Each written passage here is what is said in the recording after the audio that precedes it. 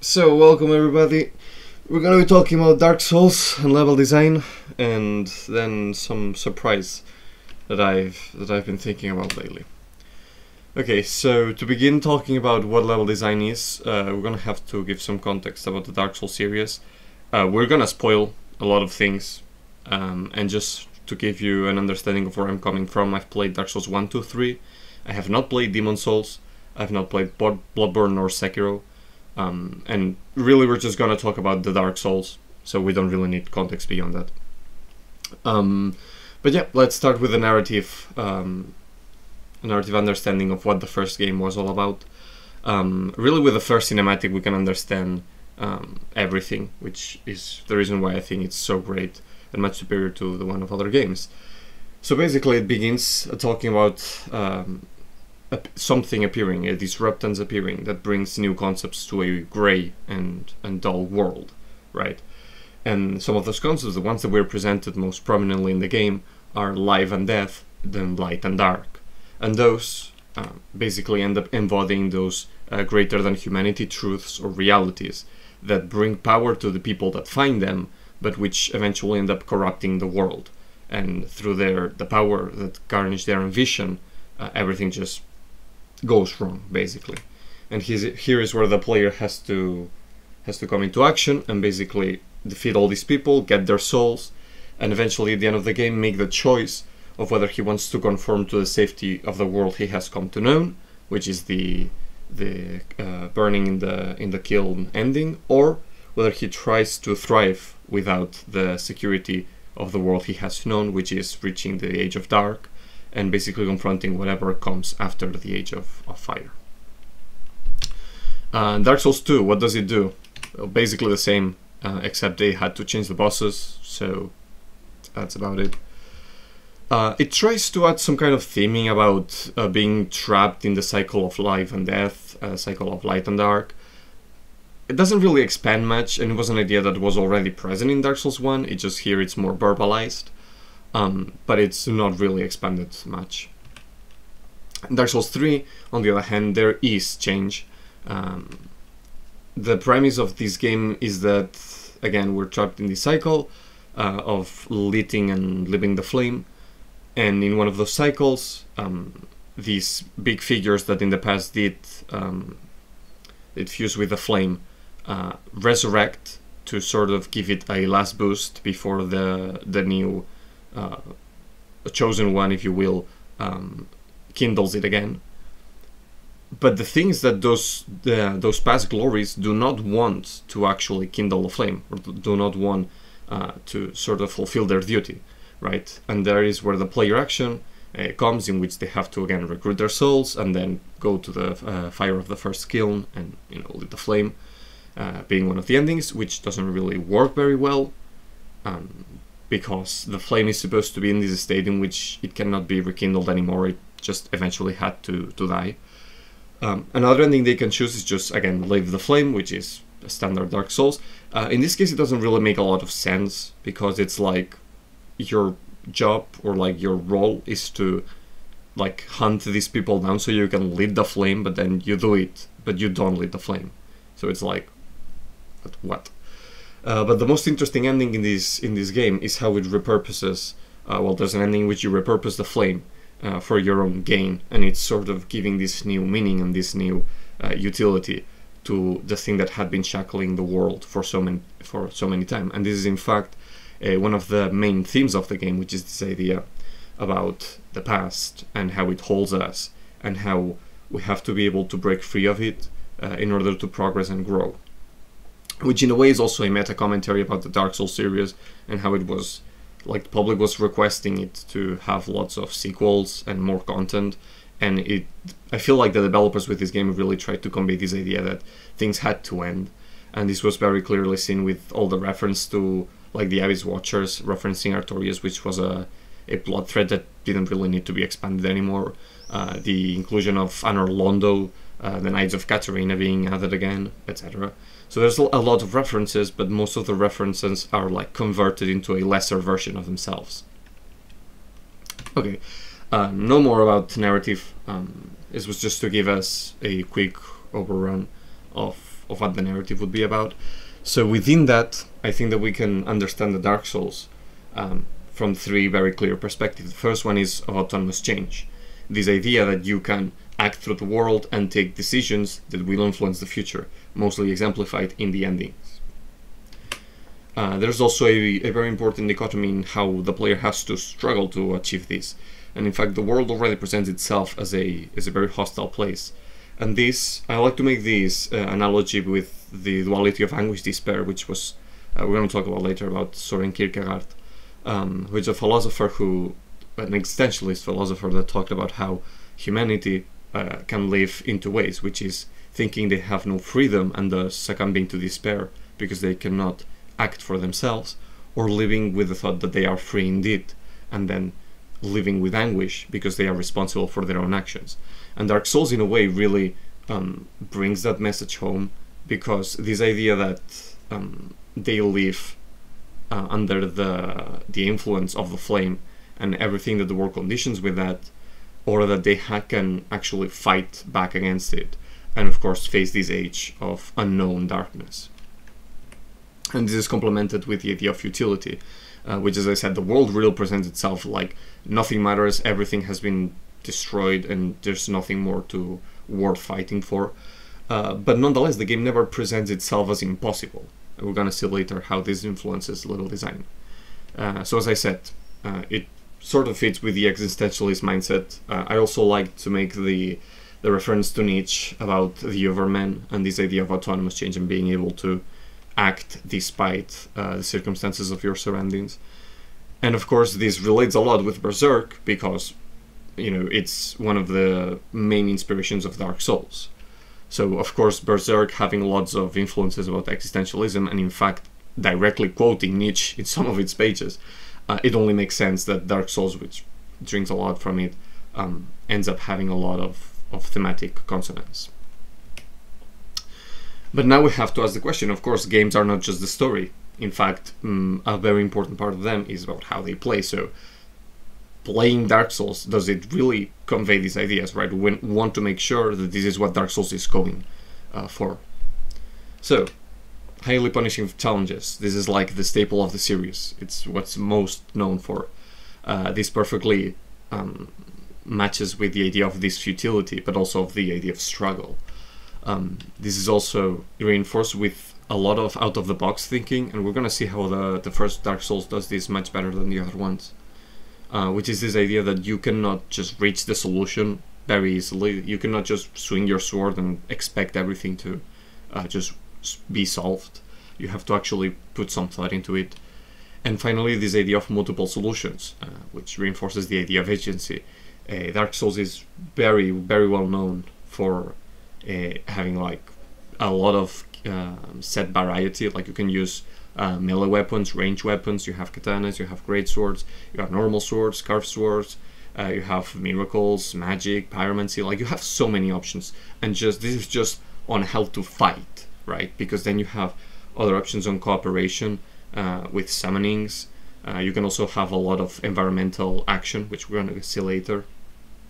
So as I said, those three pillars, I think, really step up what Dark Souls can offer in terms of gameplay, and it really matches what the narrative is trying to reinforce. And if you remember any of my Thracia presentations, there was this point in which I was talking about how everything that Thracia does is perfect because it's designed to be that way, right? So I was talking about how the game is about being a leader and about facing difficulty and unexpected situations and having to take responsibility for them. Well, in that sense, everything that Thracia did that was kind of bullshit could be justified, because that's just how leadership would work, right? Facing those unexpected circumstances is basically what the game was trying to put the player through. So in that sense, Dark Souls does really something similar. If the game is about struggling and it's about facing difficulties, then the game can throw anything at you, and no matter how frustrating it is, it sort of just works. But we're going to see that Dark Souls doesn't just take this approach, and how it actually builds on difficulty. So before we go on, I wanted to explain why I'm going to be talking about Dark Souls 1 and not the other games. Because I see a lot thrown this statement that there's not a better game, they are just different. There's also this idea that like Dark Souls, you go in for the story and the world. Dark Souls 2 is more like PvP, and Dark Souls 3 is bosses. And the reason why this differentiation is made, and why I think that Dark Souls 1 captivates much more the player base than the other games, well, yeah, it's because Dark Souls 1 is better. And we're gonna discuss why. So, as I said, of course, like, you can like any other game, like, I'm not here to judge anyone, but we have to remember that those, the sequels of those games essentially walk the same narrative path as Dark Souls. And it makes sense, because, of course, they are sequels, it's what people expect of them, and maybe there lays the problem. But a lot of times, those two games just focus on throwing enemies to the player, and just, you know, have the player fight their way out of the problem, and that's not really how Dark Souls does design things. So now we're gonna see how Dark Souls, you know, tackles that problem through level design. Before we go into that, I don't know if anyone wants to make any question, any aspect of Dark Souls narrative or main pillars not being clear. Not for me, thanks. Okay. Yeah, I have some comments, but let's wait to the end of the presentation. Okay, perfect. Write them down, because it's gonna be a long one. Okay, Okay. we won't talk about gameplay, important. I've not analyzed in-depth gameplay. Well, I have not analyzed in-depth level design, I just sort of took some notes, but gameplay is completely out of scope. We can talk about it later, because of course, as I said, I played all the games up to NG7, so it's like, I've got some experience. But again, it's not going to be the focus here. So, level agency. This is probably the most important part, and it's the reason why I put it the first. We're gonna see what Dark Souls is doing here. A very interesting thing is how it uses an obvious critical path. So, for those that are not aware, critical path is like the way that the player would most effectively traverse naturally the environment. And this doesn't include like speedrunning techniques, because that's not how player is expected to play. And the golden path, it's like the routes that lead to secondary objectives, or that lead to optative content, but which are not mandatory. And we were discussing, because this presentation comes from as a response to something that we did in class, and where we analyzed High Wall of Lothric, which was like the first proper level of Dark Souls 3. And just as you arrive to that level, you have two paths. One at the left that it's kind of hidden, which is the actual critical path, and one sort of to the right, or like straight, which is completely golden path. It doesn't even have anything very interesting to show. And in that regard, when we were discussing how do you know which one you should go through, the player doesn't really have the agency to choose if they want to continue the plot or they want to explore. And this happens a lot in Dark Souls 3 and Dark Souls 2. Not as much, but I feel it's also the case. Dark Souls 1 mostly always just tells you to go straight. The critical path is very clear, and even if you have never played the game, you can very usually tell how to progress the level. You might not know how to progress in the world because of all the interconnectivity, but within the level, it usually is very clear. Some interesting cases I found is like Duke's Archives, where there's no really golden path. Like, all the level is critical path, not including Crystal Caves, of course.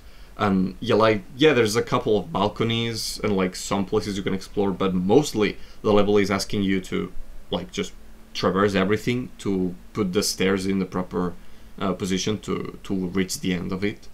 And I don't know, I just thought it was a very curious way of thinking about a level, because usually level design consists of you make the critical path, then add some golden paths around, and that's about it. And then we have the other end of the spectrum, which is things like Blighttown or like Dark Root Basin, which is the forest zone, which are like, what is this, right? Especially Blighttown, I feel is more poorly designed, because there's just no indication, there's no player guidance. You would expect the bonfire to be at the end of the zone, but it's not. It's like behind the wall on your back, so it's like, I'm not so confident about defending this level. But in most cases, Dark Souls does offer this possibility of if you just want to progress, you just go straight, and it's very helpful, because it doesn't make the player feel lost, or it doesn't make them frustrated when they have to traverse the level, especially when the environment that they are facing can feel very hostile and very pressuring when you're not used, or when you are not as confident in traversing it as a veteran might feel like. Another interesting fact that I think Dark Souls 1 considers a lot when designing is that running away from everything is actually a very optimal strategy. In fact, I would say it's the most optimal way to complete mostly everything in Dark Souls. Bows are also very effective, but of course bows take a lot of time. Running, in the other hand, is like so much more optimal. In fact, everything, like, always that I have to play Dark Souls, I end up just running to places and ignoring everything. Because when you know the level, and even if you don't, because most critical paths are just straightforward, you can just run past everything. And this is good because it gives agency to the player, and it has its downsides too, because you're not gaining levels, well, you're not getting souls, and you're most likely skipping the golden paths and missing on items, although you can also just run through the golden paths, but because they usually have like some more varied challenges, it's not so easy. But in any case, Dark Souls offers this possibility. Dark Souls 1 is not about always fighting, and a problem that I have with Dark Souls 2 and 3 is that lots of times they just don't account for this option. Like in Dark Souls 3 you can just ignore so many things and it just doesn't matter. And in Dark Souls 2, I think they were aware of this problem, quote unquote, and what they decided to do was that when you touch a boss gate or a fog gate and to enter a boss fight, you're vulnerable to attacks. So if you get hit while you're in the fog or while you're entering, you actually get expelled and you basically get surrounded by enemies and get killed. So it's a very cheap way of trying to solve something that was not a problem in the first place. Because Dark Souls 1 actually understands that this is something that can happen and designs around it. And so we're gonna see these with videos, and I prepared them outside of the presentation because otherwise it's a mess. So here is a zone that comes right before the first big boss, before the gargoyles, and there's this huge amount of enemies. And here the player has basically two options. Either they try to run past all these enemies or they try to kill them all, and both have considerable risks and rewards. So if you just try to run past them, it's very possible that at the entrance one of the hollows will actually come out and hit you, and then the rest will gang on you. So it's fast, but it's relatively dangerous, because as you can see, like, the hallways are extremely narrow, so the game doesn't leave you a lot of way to sort of move through the enemies. You either take them ahead, or and like they form a mass and you have to take them ahead, or you just go past through them and manage to reach the gargoyles for an attempt. The other option, of course, is what you see in the video, which is basically I bait them and try to deal with them using the environment to my advantage. And this way you gain souls, and you get the chance to kill the Chandler, this special enemy that once he dies he doesn't respawn. And what he does is he can boost the enemies, and I'm pretty sure he can boost the gargoyles. So by designing this narrow space and sort of forcing the player to not run, or to run more risks when they are running and ignoring the rest of the level, I feel like what they wanted to teach here was this idea that they have to get used to the combat, they have to understand what the game is about, even if in the future they will be able to just skip a lot of challenges if they don't feel like confronting them. And this basically brings us to my favorite part, and something that I feel is very ignored in these games, which is the use of the environment, right? We're gonna see a bunch of examples. So, right before the charge in which all those hollows are, before the gargoyles, there's this gate, and mind you, to reach this, like, you usually enter from this place where the soldier is, and then you have the option of going downstairs here, or like climbing upstairs here. There's a bunch of ways, but the thing is that when you reach the gate, you can bait the boar and use this to crush him under the gate. And mind you, I completely fail at that, but it's actually possible. I've seen it done. I've done it once too. It's not the easiest thing to do, but it's possible. And you know, this gate is not something that appears anywhere else in the entire game. It's just here for you to take advantage of this boss, well, this mini boss that you don't even have to kill. You can kill in like 2 or 3 other ways. But you know, they just decided to put this gate here because the gate itself is usually used for one of the enemies to block your path and force you to go through like the long way. But they said, hey, it makes sense that if something gets crushed under it, that they die. So why not use that to give another way to interact with the challenges for the player. Another example is here in Lost Islith. I'm not so sure how much this is actually intended or is a bug. But yeah, there's a trap, poisonous swamp, and you can just bait those enemies and they will fall down here. Considering the amount of ice they have, it feels weird that they actually fall for this. I don't know, maybe they have like heat vision or something, they don't really see the ground. I don't know. They did something similar in Demon's Souls as far as I'm concerned. There's a boss that's like, I think they are blind, and if you don't do any noise, they cannot locate you. And this is a very similar concept. This, you know, understanding the enemies and knowing like what they are capable of, sort of examining, analyzing your environment, and putting all the pieces together to take advantage of it. And like, mind you, this is endgame, so like these enemies have a considerable amount of health. So it's just such an easier way of dealing with them. I don't know. I think it's pretty genius.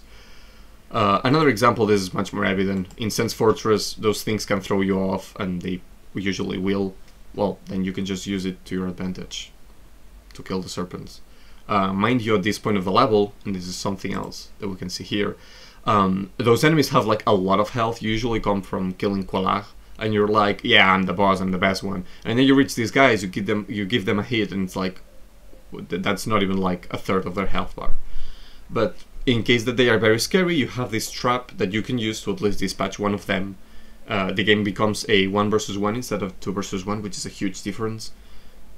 And it's just like, usually you are the one who hits this trap at the first time, but once you understand what's going on, you can just use that to your advantage. And at no point the game is really telling you to do this. At no point will the game use this specific trap again. It's in the Sense Fortress, and in fact it's like the environmental sort of tool that you will see the most, because it's repeated within the fortress, within the level, I think 2 to 3 more times. But usually this kind of interaction is just like a one-time thing, and that's very important, because by not repeating that interaction a lot of times, the game is sort of forcing you to think how to use the environment, instead of being like, there's a plate there, thus this is a trap, thus I have to use it to my advantage. And yeah, okay, special mentions, Dark Souls 2 and 3 also do this, it just happens way less. But when they do, it's really cool, surprise, surprise. In Dark Souls 2 there's a boss that there's some ballista in its arena, and like there's some ballista that you cannot use, so it's a bit confusing to the player. Like, it's not immediately obvious if you see a ballista you can shoot it, because you have seen in the past that it's not the case. But if you actually try, you can shoot the ballista to the boss and it does like huge amounts of damage. Dark Souls 3 does something similar. There's a zone with a giant worm, and there's a ballista that's targeting you. So if you put the worm between you and the ballista, then the arrows are gonna hit the worm, and you know, you're gonna kill it super easily. But again, why do those games not use these kind of techniques more? We're gonna talk about that later. Going on, another cool thing that Dark Souls does, usually when you conceptualize the level from a purely critical golden path perspective, what you end up is usually like a branch structure with a central trunk, which is the critical path. Dark Souls does something really cool, in the sense that, well, most people know that Dark Souls has like shortcuts, and usually the idea of shortcut, and especially how further games have perverted the idea, is that you have a door that you cannot open, and once you have reached a certain point of the level, you can actually open it from the other side, and then that becomes a shortcut. That's kind of... it's fine, but there's other ways to do shortcuts. For example, in this case, in the depths, just by exploring, once you've cleared all the room, you usually take a look, you find this hole, and it's like, what's going on? And then, boom, you have skipped a not considerable but decent amount of the level. You have a vantage point against this mini boss. You get a bunch of objects.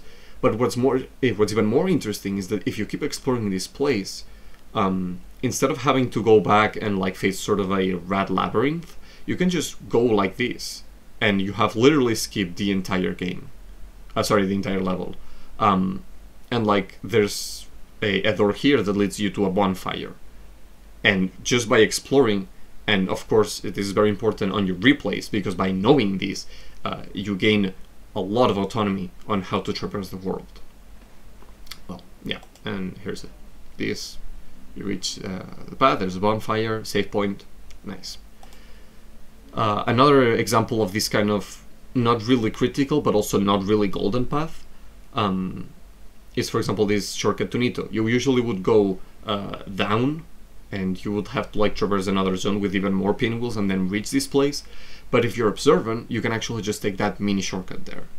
And I say it's not critical path because it's not really... I don't feel it's how it's intended to play. Like, most players will not actually choose that, even if it's the most optimal way, because it's not the most evident way. It's the tool that Dark Souls uses to, among many, to tell the player that it's better if they actually think about how to move through the world instead of just moving through the world. And I think I have a couple more examples. Amazing. No. There we go. Okay, so when you're going Ornstein Smog, right, one of the hardest bosses, at least in name, of the franchise, you usually would have... Let's stop here. Usually would have to fight the guy that I parried, and then go through the door, and there's another guy with a halberd that you should also parry, because the guy is pretty quick and will follow you. And while you can risk fighting them, you can also just go up here the stairs, and you skipped both fights, basically. It's much faster, and this is a zone that you are obliged to traverse when you are trying to reach Ornstein Smog for the first time, because you have to unlock a shortcut. So this is a place that you are forced to see, and if you are paying attention, you can, put one and one together. Okay, another example, completely different context. You're in the dark, you have a source of light, then you can use that to sort of tell what path you want to take. In this case, a bit forced, I will admit, because in this case you didn't really see the platform, and there was no need for you to know there would have to be a bonfire here. But just this idea that you can use the environment in different ways than just inclination, right? It's also fine. Everything that you can give the player new ways to interact and to sort of feel smarter than the game is always going to be a positive. I don't know if I have more things. Apparently, yes. Yes. So this is actually something I found out in like my first playthrough, which is like, instead of doing mostly all the level, you can just throw yourself through here. By the way, all the health that I'm losing is because I'm wearing one of the most heavier armors in the game. Usually you wouldn't take so much damage, so even if you don't have this much health, right, this will be fine. So, yep, you can just jump down here. Yeah, you take some damage, but you are basically to the next mini-boss. Basically following this path, you reach Pinwheel, and usually the way you have to do is like sort of use some bridges, and you have like to turn the bridges on their head, and then you have to like fight some enemies, and it's way more tedious. This way you make 2 jumps, you reach the boss, super easy. Okay, so another thing that I couldn't really record, there's a door that's like sort of acting as a shortcut, but it's tied to narrative progression, and that's also a really cool way of doing it. Instead of just making it the player thinking and analyzing their environment, you can just tie it to their decisions, to the themes that the narrative is trying to convey. That's perfectly fine too. Another cool thing that Dark Souls does is just the master key, right? If you have not picked it, kind of sucks. You have to go find all the keys and everything. But if you have, then you have much more agency on how you can traverse, in which order you can move through the world, and that's also a really good option. Again, Dark Souls 3 does do this in a couple places. In Smoldering Lake, which is incidentally the same zone of the Ballista, there's this ground. If you manage the Ballista to hit this place, you can open sort of a shortcut with a posterior level, but this is only done once. And then the only other example I could think of was in the Catacombs of Carthus, where in this bridge you can jump to the left and there's like a pillar that you can fall on, and then you can go down to ground level and then continue the place, so you kind of skip like 2 rooms. But generally those games don't do it, and this is not hard. This is not like world interconnectivity, which is like you have to design the whole level and the whole world to fit everything. It's just secondary ways of better traversing the world that give more autonomy to the player. Finally, well, not finally, but one of the, I consider, most important pillars would be interconnectivity. Everyone knows about this. Like, I'm going to put examples, but we're going to scroll through them very fast. So basically, you have this, at the beginning of the game, you have this place where you can fall down, there's an item, and then you can sort of circle everything, and there's those stairs, you climb them up, and basically you can, well, there's an item here, is a humanity, I think, and then you're like, okay, what do I do? Oh, there's a way to jump off, and then you go out, and basically you reach the same place, you return to the critical path, you didn't have to sort of go back. So the whole experience of going through the golden path was I discover, I'm immediately back into the critical path, instead of I have to go back and you know, have this sort of dead time in my playthrough. Something similar here, when you reach this place, instead of going critical, which would be just going straight, as I talked before, you can just take this deviation. It's like, what's in here? Those 2 enemies. Oh, boxes. Oh, there's something here. And then you can sort of explore this place. Again, there's some stairs, there's an item, hey look, cool stuff, a couple more things, and then you turn around and it's like, oh, wait, I can just return to critical path. Great level design. But of course this interconnectivity doesn't have to be just inter-level. When you reach the end of this same zone in which those 2 sections were found, which is like, early Dark Souls is like amazing in terms of level design. When you reach the end of that zone, you can get to this tower, and then here there's a very tough enemy that's sort of cool until you know how to beat him, and then he becomes kind of trivial. But if you don't know and you fight him, it's like, wow, this was so epic, what's behind this door? Boom, you reach Darkwood Basin. And so there's a Hydra here, when you progress there's Sif, but you can also get a connection with Valley of Drakes. Really nice stuff. And in fact, that connection is not found only there. If you go from Firelink Shrine, you can go to New Londo here, amazing elevator. And then from New Londo, you can take this door, you need the Master Key, and then you reach Valley of Drakes, but you can also go here, you reach Blighttown, which is of course mandatory content of the game. This is a much better way to go to Blighttown, it's much faster, it's much less painful. But of course you can also go from Blighttown here, and you can traverse the Valley of Drakes. We're gonna skip this part because there's a lot of walking. And then you can reach here is Darkwood Basin, which you could reach from Undead, or you can reach the other side of New Londo, which the door is closed by now, but once you have it opened, this is the optimal way to reach Four Kings. And everything is just you making a mental map of the world and deciding what is the best way to traverse it, especially before you actually have teleport, which completely ruins the game. But of course they didn't have time to do it any better, so what are you gonna do about it? Okay, and this I think would be the final example of interconnectivity, and this is my favorite example, because what we've seen before is that you know, the world is connected, you can take interesting decisions on how to traverse it, whatever. This is much more interesting for me. You usually come from this place, so there's 2 enemies here, 2 melee enemies, here's a ranged enemy, there's a ballista guy, and once you reach here, you usually have fought against poisonous rats, you have fought against the boar that we saw earlier, and at least, I would say, 15 enemies. So by that point you usually don't have enough healings to feel confident on engaging with a fight. And because what I said, running is an actual really optimal way to go. Once you reach this place, you have the option of going from where I came from, which leads you to a bonfire and the blacksmith, or you can go straight, which is where we're gonna go now, where you have a little surprise. Alright, so you usually reach this place, skip these guys. Here in the right there's a huge guy with a mace that's really scary, but there's an item here. And if you are greedy and you pick this item, as it's very usual with players, then you're like, I gotta get the fuck out here, and then you reach this elevator and it's like, okay, I'm safe. Where is this going? Am I dead? Is this a prank? By the way, the object you just got is a Firekeeper's Soul, which serves to boost your healing, and you're actually not dead. If you go down here, in fact, you can even go down this place, and there's a talisman here. So let's... I didn't pick it. Okay, sure. We're gonna talk about that later anyway.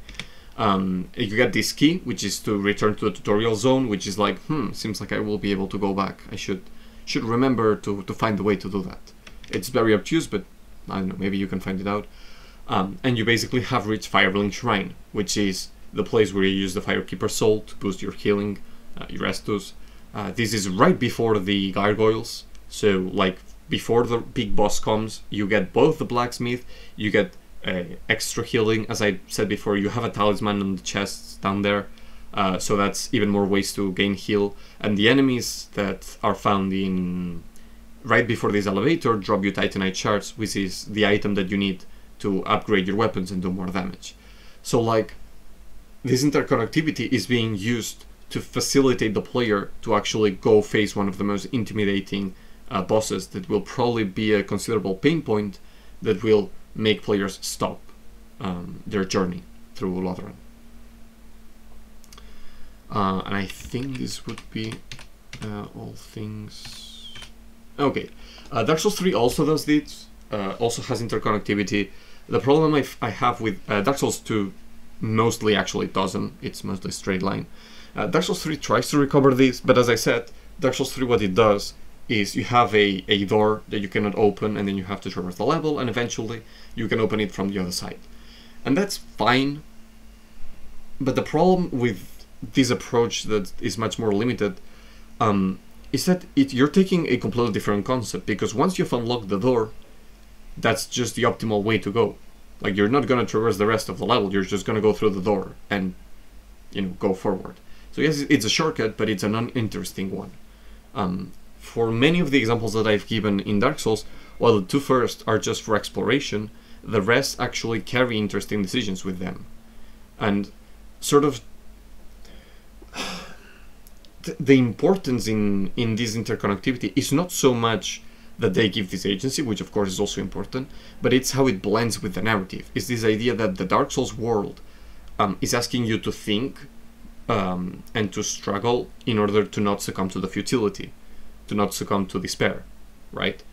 So giving these options to the player and sort of not forcing but enforcing that the environment is not necessarily hostile and that it can go both ways.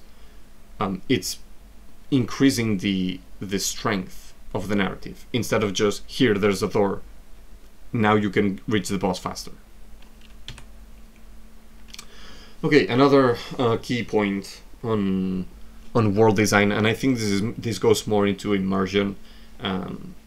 As I already told, before the bosses, there's those enemies that drop you the items you need to reinforce weapons, which is pretty good. Right after going through the elevator, there's those chests that there's a talisman in, so it's like, hey, remember that you can heal, you can use magic to gain health, so don't try to brute force this, because it's not necessary. And of course, this is crazy if you actually think about it. Like, the game handles you one of the best weapons, literally at the start. It's just there.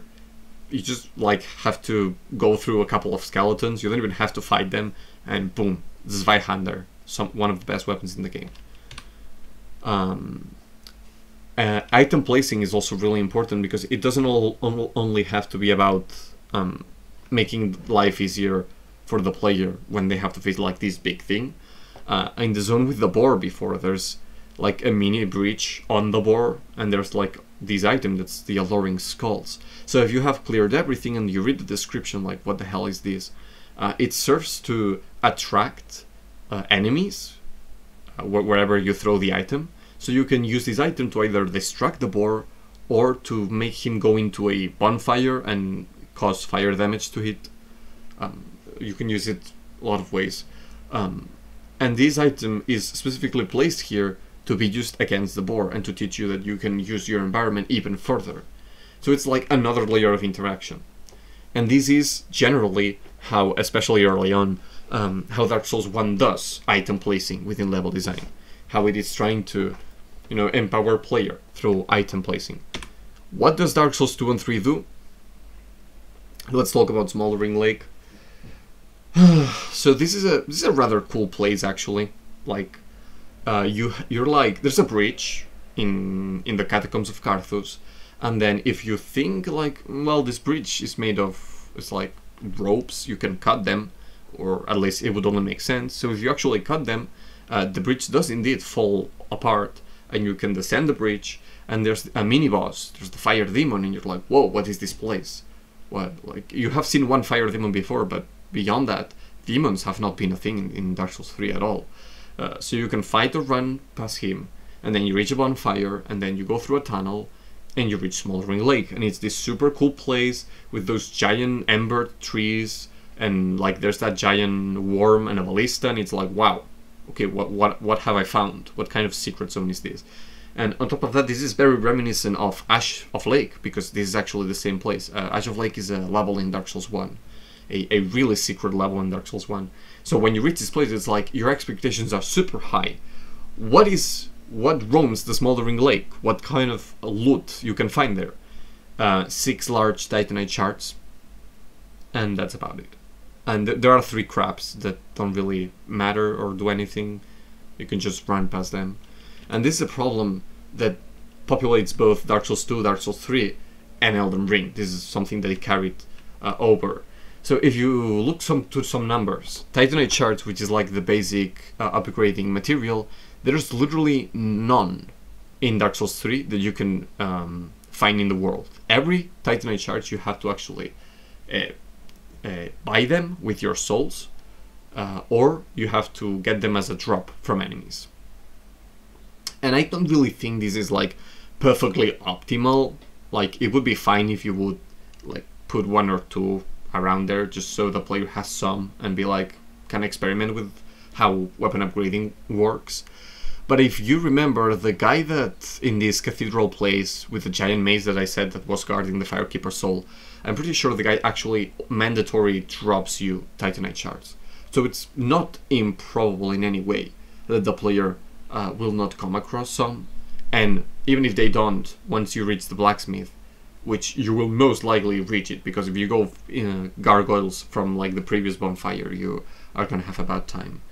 And we're gonna talk about reaching bosses too later. But basically the idea is that Titanite shards will be something that the player will find at some point. But in Dark Souls 2, there's 14 of them around the world, and it's like, okay, whatever. But then Dark Souls 3 has like 35 of them. It's like, why are you filling the world with things that I can just buy in the store? It just makes everything so much less interesting. It decentivizes exploring, and environment exploration, which, as I said, is a key point, I think, in enhancing the experience of Dark Souls narrative. And it's just like, it does this with large Titanite shards, and it does this for chunks too. So throughout the entire level, Dark Souls 3 is just throwing you items to upgrade your weapons, because God forbid us that you might actually not do enough damage to beat bosses, even though you can just buy things from the store. And as you can see, the requirements that you need to upgrade weapons are not so different. Like from 9 to 12, it's not a relevant amount of Titanite shards that you need to upgrade your level to the max level of that tier. So I don't really see any justification for this. And it's just hampering the experience overall. Okay, and finally we can talk about enemy placement. Dark Souls 1 has good enemy placement overall. I'm not really going to analyze all of it, but an interesting case that I think is to be seen is how it compares to the skeletons. So skeletons are recurring enemies in the Dark Souls franchise. In Dark Souls 1, we have yeah, a couple of these we don't really need to see. You have these guys that throw you fireballs, right, when you reach the catacombs. And you have these skeletons, and you might see them, and it's like, what are they actually doing here? Like, it's like they just sprinkled skeletons all over the place and just have fun fighting them. But the thing is that skeletons in this game do not die once you kill them. They resurrect. Because this guy with the fire lantern, whatever you want to call it, is resurrecting them. So this level generates a dynamic between hunting or finding the guy that resurrects skeletons and dealing with these skeletons, which are numerous. So you can make the decision of, I'm gonna go full speed run, go get the guy, kill him, and then I can deal with the skeletons. Or you can deal with the skeletons, and while they are resurrecting, try to chase the other guy down, right? So a dynamic appears between the game and the player. Dark Souls 3 Catacombs doesn't have this. In fact, it doesn't have anything. There's just lots of skeletons, lots of rats too, and they feel like they are placed sort of arbitrarily. Some skeletons here you have to kill them twice instead of once because I guess the designers felt like it. It feels much more unpolished, much more senseless in comparison with how the same type of enemy with the same type of gimmick works in the first game. But probably the example that is most annoying for me is yes, thank you, YouTube. Are you kidding me? Okay. Well, I guess we're not gonna see it. I can open paint. The always reliable. Okay, so you remember when I talked about this place in Dark Souls 1 where you come here and there's the blacksmith here and there's Firelink Shrine here and there's a ranged guy here and then there's 2 melee here, right? And then you reach this place and you don't have a lot of Estus and it's like, oh no, I don't want to fight with these guys. I'm gonna go run one of the sides and hope it's the right one. Spoilers, both are the right one. But this is very interesting because those enemies, they're not really a threat. If you don't panic, you can deal with them. Like, you even have a like place here you can bait the melee here and then get out of the range, if you will. So you have ways to deal with this. This is not really a problem. But if you don't have a lot of health, or you have enemies chasing behind you, and you don't want to stop here, you can just go one way. So those enemies being like this, being those enemies and being positioned like this, are being used to incentivize the player to actually move and, you know, take decisions, take risky decisions, make a memorable moment, in summary. In Dark Souls 3, literally same situation, you reach the end of the level. Here's Bort, which is the boss of High Wall of Lothric. There's a relatively tough enemy here. There's a couple knights here, and you have to go here for story reasons. And then there's, well, sorry, there's 2 melee here, and there is a ranged here, right? And when you reach this, it's like you can go either way, and of course it's not exactly the same situation, but stay with me here. So you can go either way. You can reach the boss and it's like, okay, so that's the boss, or you can go here, get the item you need to progress the story, and then go to the boss, right? So those enemies are supposed to like do something, but everyone just goes through them and goes to the boss because they are not a challenge. The space is not really forcing the player to anything. They can just sort the enemies and ignore them totally, and it's literally the same setup in a very similar situation for the player, but it just is completely trivial. And I feel that happens a lot for Dark Souls 3 and how it places enemies, because it's just like the enemies are there, but what are they doing? What is their function? Lots of times I don't really feel there's anything meaningful that they are doing. But of course the worst offender of these, yeah? Sorry to interrupt. Your screen went all pixelated. Oh yes. Actually, I'm surprised it needed this long too. I think it was the video. Yeah. Of course. Okay, you seeing it now? Yeah. Okay, perfect. So, hey, Adri, did you say something? Yeah, that. Do that. It's fine now. Thank you. Okay. So, as I was saying, You're sharing Discord. No. Discord. Okay, I'm retarded. Sorry. Screen. Oh yeah. Yep. Okay, perfect. So, as I was saying, the worst offender of this, of course, is Dark Souls 2. I know Rafa has played Dark Souls 2. Adri, Alex? I'm pretty sure Alex left it like halfway there. Yes, I have. Okay, so for the ones you have, you'll probably remember this place, Sanctuary of Mana, I think it's called. Amazing design, really. So, let's go to paint again, because I cannot stop myself here. So if you've played Dark Souls, you know that 2 versus 1 is a bad idea, because you don't really have the tools to put enough space or enough invulnerability between you, the attack of an enemy, and the attack of another enemy. So basically, usually how it goes is when enemy attacks, you roll, or you move away, or you defend, whatever, and then the other attacks you. And if you defend that you remain block stunned, the other one attacks you, eventually you lose your stamina, you cannot block anymore, and then you get hit. Or you have rolled, and then you get hit by the other, you lose health. Bad outcome. Right, so usually this happens with melee builds, because you can deal with melee builds by moving away from them, because they don't have a lot of range. Shrine of Mana goes something like this. And what it does is just, it places a bunch of mage enemies around here, and each one of these mages has like this much range. So this much range, and of course this becomes an absolute hell, because the moment that you've reached this point, you have 3 enemies targeting you. So this is a 3 versus 1, except they have so much range and they're in the middle of your progression that you just sort of have to take it. And there's ways to deal with this map. You can use bows. Actually, I find bows to be like the most optimal way, the most consistent way to deal with this. There's also enemies in the water, so you usually have to like go through a very specific route, which puts you in range of the mages, and you don't really have like much else you can do. You just have to run, get to them. At the final stretch of the zone is filled with even more enemies. There's also melee enemies because the situation wasn't bad enough.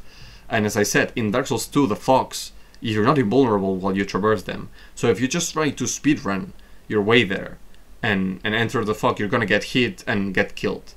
And this is what I said when I felt like this was a very cheap way to impede the player from running away from its problems. It should be a valid answer, but the entire game just says no. No, you don't. Another problem that Dark Souls suffers is that it has zones that there's just nothing. I don't know how many of you actually remember this place. Rhetorical question, you don't have to answer. I think it's called the Grave of Saints. There's like a lots of rats. There's like 9 rats. And then the boss, more rats. And that's it. Like, there's just rats. They are not hard to kill. They are not hard to deal with. They're supposed to ambush you, but are they really? It just, like, there's nothing. It just makes me salty, because there's a bonfire at the end. You'll need like 3 minutes to traverse the place. This is not a zone. This is nothing. It's just a place with rats. And of course there's the Black Gulch, which this one actually is not as bad, because by having all these enemies and all those poisonous projectiles and things, this is absolutely horrible to traverse. But by being so horrible, it's sort of telling you that you should explore and try to find a better way to reach the boss. The problem with this, because if this was in Dark Souls 1, this would be great. I would praise this. But it's in Dark Souls 2, and the problem with that is that the game has gotten you so used to, you just have to deal with bullshit, because that's the game. Dark Souls 2 is about artificial difficulty, that when you reach this, you're not thinking, how can I use my environment? How can I get a better positioning to deal with this problem that the game is throwing at me? What you're thinking is like, oh my god, not again. Why Dark Souls 2? Why? And of course that's a problem, but again, it's just a problem because of the game it is in, not so much because of how it is designed.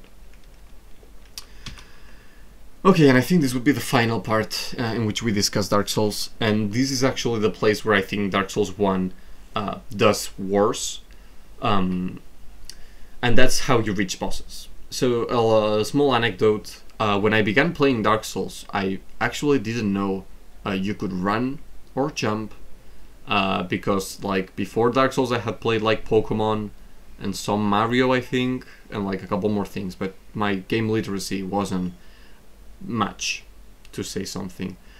So basically when I reached the Taurus Demon, I got killed like 20 times, and I got really frustrated because every time I tried to reach the Taurus Demon, I had to kill the 17 enemies that go before him, because I didn't know you could run, right?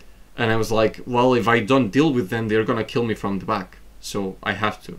And then I discovered you can run, and it's like, oh, great.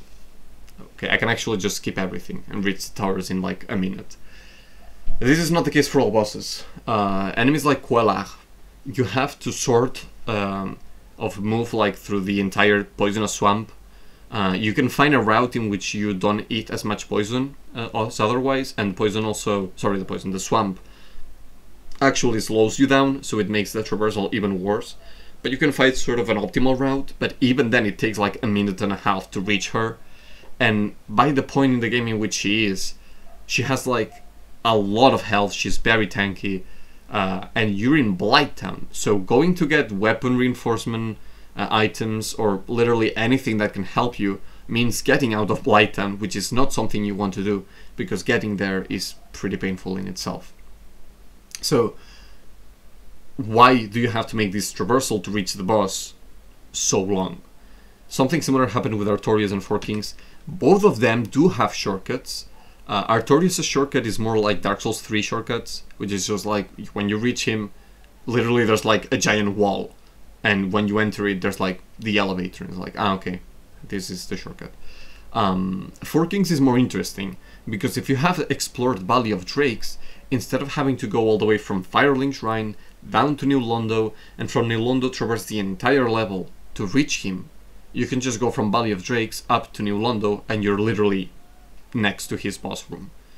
And you know, just by making this active thinking of, this way is very suboptimal, how can I find a better way to reach him? If you have been in Valley of Drakes, you're probably gonna find this out, and it's gonna make life much easier on you. And I think this is a much more interesting shortcut. The problem is that for both bosses they are relatively difficult, and they are still tedious to reach. And here's my problem, that when you think about it, you could justify this mechanic as, well, this dynamic as the bosses, or like reaching the boss has to be frustrating, because that way you can sort of grow this feeling of futility, which will only make it more rewarding when you beat the boss. But I don't agree with this mindset, because what I feel most players feel is that the bosses are just boring to reach. It's not despairing, it's not futile, it's just boring. And that's a different feeling, and we shouldn't, I don't think that Dark Souls should be going for that feeling. And in that sense, Dark Souls 3 does it much better. Because, for example, Gael or Sister Frida, I think literally everything in the DLCs, Demon Prince and the Gravekeepers, like, you just have a bonfire, the boss fog next to it, and you just get out of the bonfire, enter the boss fight, 3 minutes of kicking each other's butt, and then you die, and then you can retry. And there's no frustration. Like, all the despair, all the annoyance, everything comes from the boss beating you, which is literally what narratively makes sense. There's no problem in reaching that. The only case I could think was Meteor, which is like one of the final bosses of the game, and there's like huge stairs to go down to him, and then there's no, there's not an elevator, but there's like a considerable fall too, so it's like, why was this necessary? Not really. But most other bosses too, if they are not too difficult, they usually have a bonfire and you have like 30 seconds or so to reach them. But for example, for the Abyss Watcher's case, you can go out of the bonfire, traverse a section of the swamp, and then do the normal route. But if you actually explore a bit, there's a bonfire a bit more, it's a bit hidden, but it's closer to the boss room. And if you reach that, you're going to have an even easier time reaching them. So, you know, Dark Souls 2 gives you lots of tools to solve this problem, which I think was an actual problem of the game. Elden Ring also did something similar with the statues of Marika, so this is clearly an intentional feature. And I just think it's much better how it was implemented later on. But of course, if we're going to talk about reaching bosses, we're going to talk about Dark Souls 2. Because, oh boy, this is such a case study on how to not design this kind of paths to boss. Because, and Dark Souls 2 I think was aware of this, because once you've killed an enemy 12 times in Dark Souls 2, it stops reappearing, no matter how much you rest in the bonfire. And I think this was done exactly for those reasons, because Smelter Demon is an absolute pain in the ass, because I think there was like 11 or 12 enemies, something like that, maybe 15, but like the numbers, it's rather high, and most of them you cannot skip, because they're gonna follow you, and the moment you try to enter in the fog gate, you're actually going to get interrupted, and you're gonna get killed because you're gonna have 9 enemies attacking you at the same time. That doesn't end well.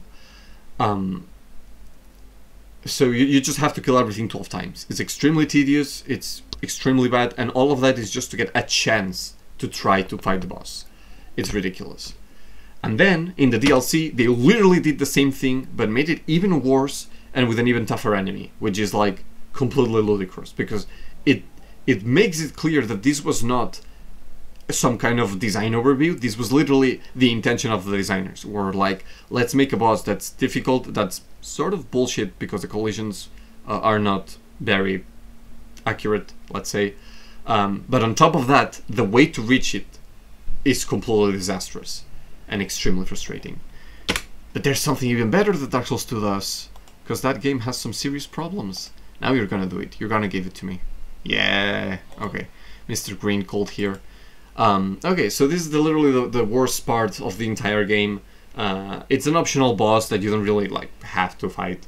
But if you want to see what is it all about, you get into this coffin, and then this cinematic plays, and then where you gonna go? New boss, exciting area, something's gonna happen. You just reach a blizzard,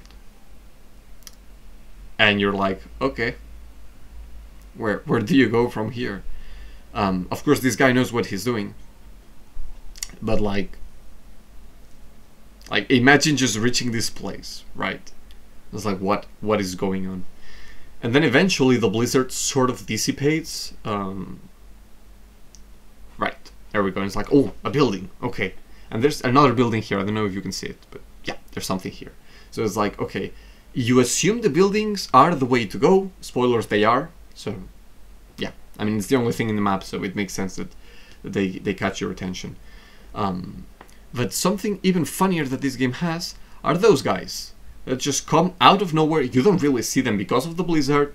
They are rather tough, they hit considerably hard, and there's like 4 or 5 of them before you reach the boss. The boss is a dual boss, which has range attacks, and they are rather big, so like the camera has sort of a hard time dealing with them. So these guys are just a way to make you reach the boss with less opportunities to heal. Instead of 10 Estus, you're gonna reach them with 5. So it's like, why are we doing? And of course, these last 5 minutes. So you need 5 minutes of complete not knowing where you're going, actually having to develop strategies to traverse the level, just to get a chance at facing the boss with a lesser state that you would usually have. For facing literally any other boss in the game. So yeah, as I said, cases of study of what to not do to your players, because this doesn't contribute to anything for the Dark Souls experience. It's just frustrating and boring, and it's just unfair, and there's not a way to solve it. And that's really where I wanted to reach, that the idea that Dark Souls is not, Dark Souls 1 at least, it's not hard just because. It's hard because it's trying to tell you to think and to best it with the tools that are not obvious to do so with. So, as sort of a conclusion, I think that we've seen enough examples that we can understand that Dark Souls 1 is really good because it adds the level as a tool for the player to use. It's not just the place where things happen. It's not just the place where the player swing its sword. It's a place where the player can actually exert their autonomy. And that's pretty good for most games, but even more for Dark Souls, where the narrative is about becoming autonomous in a hostile world. So, and this is especially interesting for level designers, because most of the times we just understand the levels, or at least we begin building the levels through the ideas of critical path, golden path, difficulty, cadence. How do we regulate the challenge so that the player has the most fluid and optimal experience to have fun? But sometimes it's not just about that, it's what we can do with the player to reinforce the gameplay. It's not a way to control the gameplay, it's to make it better. Okay, so now we're gonna do questions. This is not the end though, but it's the end of the first part. So yeah, let's have some conversation here. Yeah, I have like lots of things I want to comment on. Yeah. I don't know if someone wants to go before me, because I have like. No, go ahead, seven. please. Go Okay.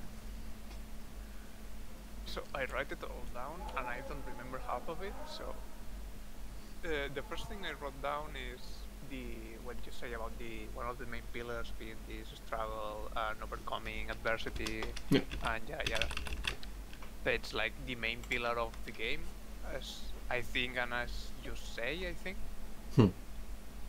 And yeah, well, I was going to do an analysis of Dark Souls combat, and I was going to talk about this, but I ended up not doing, and I sort of regret it now. But yeah, I agree, and I think that what you were saying, the same conclusions as you reach, that Dark Souls 1 works best because it takes this pillar and really warps the game around it, and not like Dark Souls 2, the premier example of this, and 3 at some degree, just makes the game harder because, lol, I'm so random, I'm Dark Souls, so unexpected things happen. But in Dark Souls 1, unexpected things don't happen.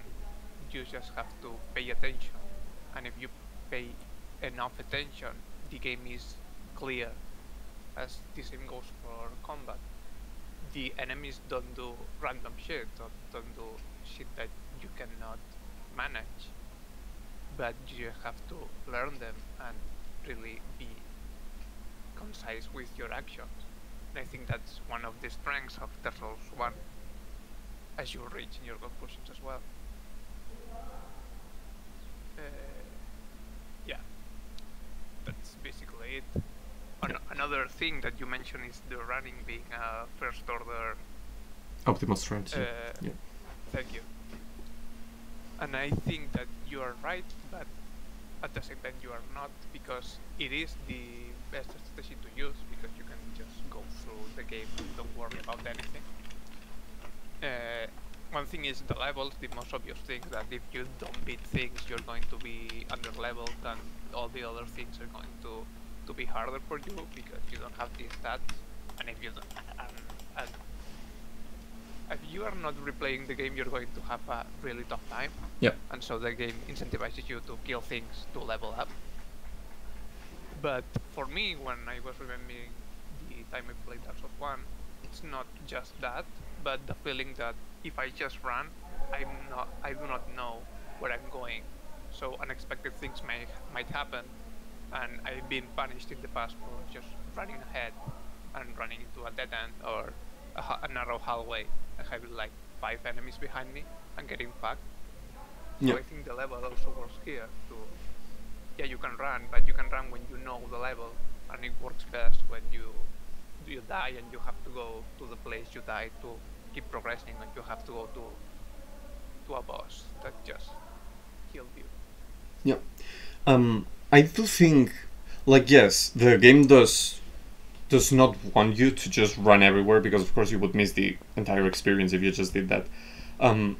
But I think it's very interesting because the game, I feel it accounts for this. Yeah. And this is like not only the idea that the critical path, it's very easy to follow even if you don't know where you're following. As I said, with the golden path, this is more less consistent because you can usually have this situation of there's 7 enemies behind me, I got the object, and now I get killed because there was no way to just turn back. But at the same time, I feel like the key of the idea that I wanted to bring home here is that Dark Souls understands that running is effective and tries to limit it by how the world is composed. So it's trying with the world, with the level design, it's trying to tell you when you can run and when you cannot run. In Dark Souls 2, they just did you have no invulnerability in the fog gates, so have fun with that. And in Dark Souls 3, they were like, oh no, everyone hated that feature, so we're gonna have it back. But everything in Dark Souls 3 is just like huge spaces that you can just avoid absolutely all enemies, and it's like, okay. Yeah, what I feel about, well, Dark Souls 2 was a disaster in quotes because it's a good game, but it's not a good Souls, I think. Yeah. But yeah, the problem I think that Dark Souls 3 has, and I haven't played a lot of it, but from what I get about your presentations or people talking about it, is that they tried to make Dark Souls 1 without knowing what made Dark Souls 1 good.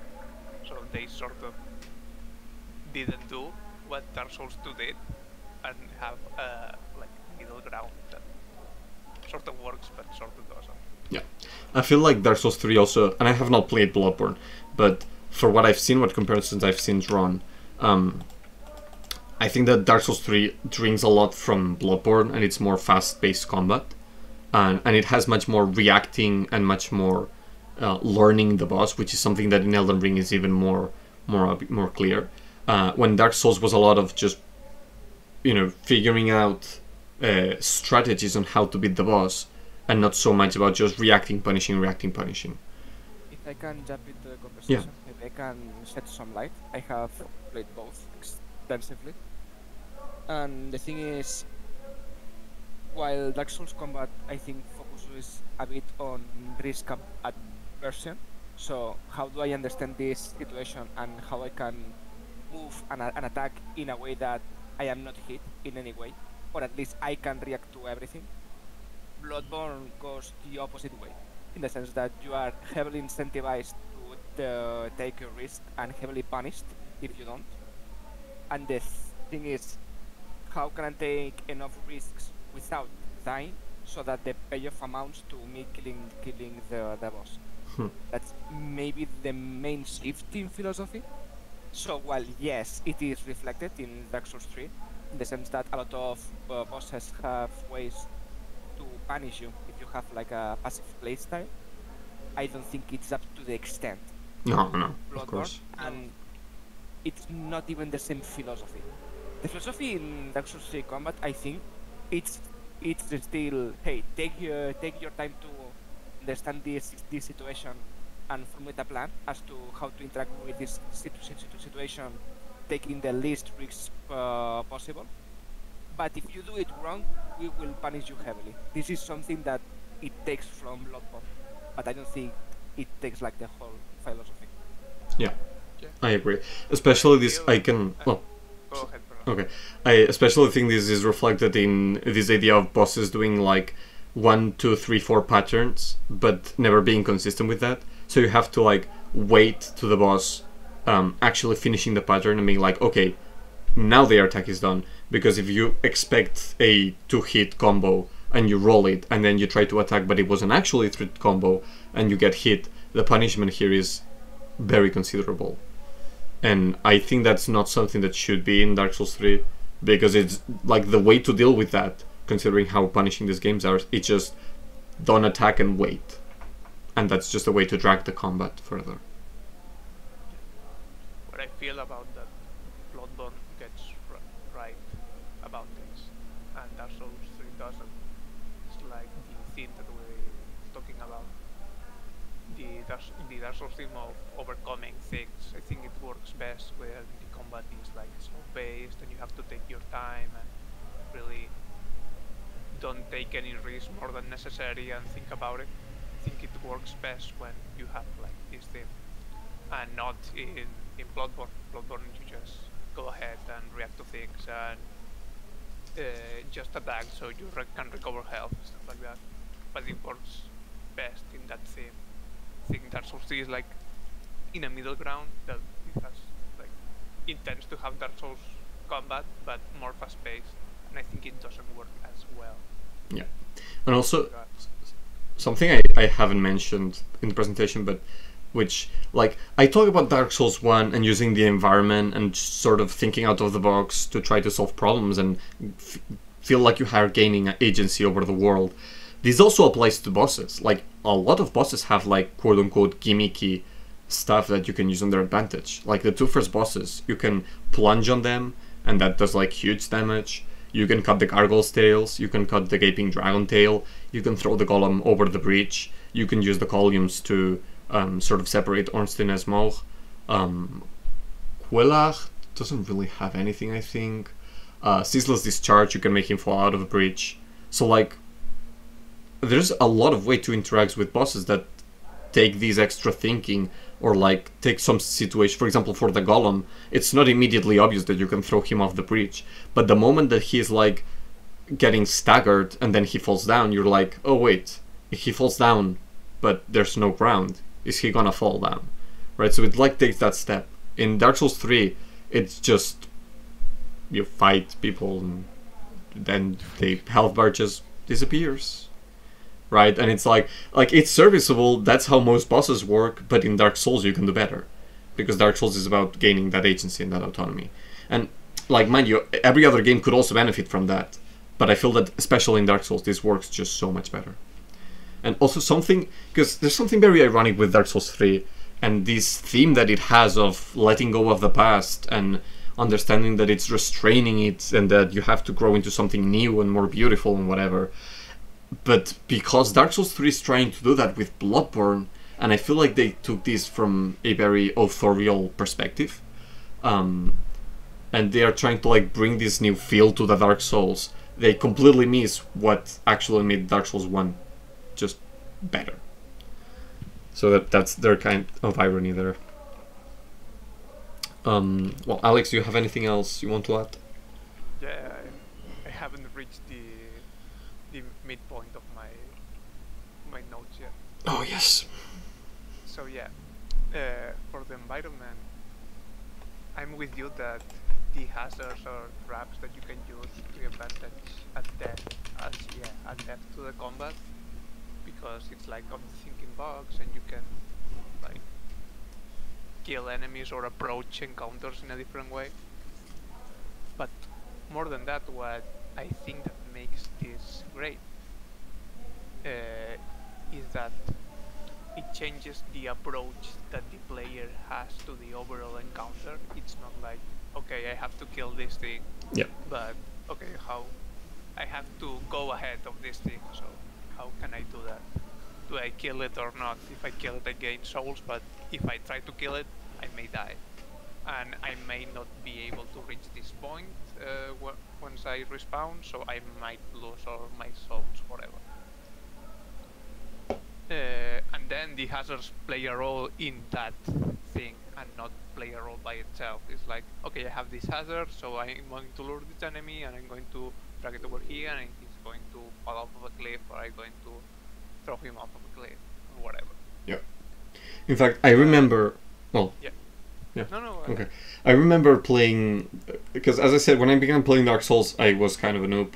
And I remember reaching the boar and being like not scared, but really intimidated. Like, I cannot deal with this guy.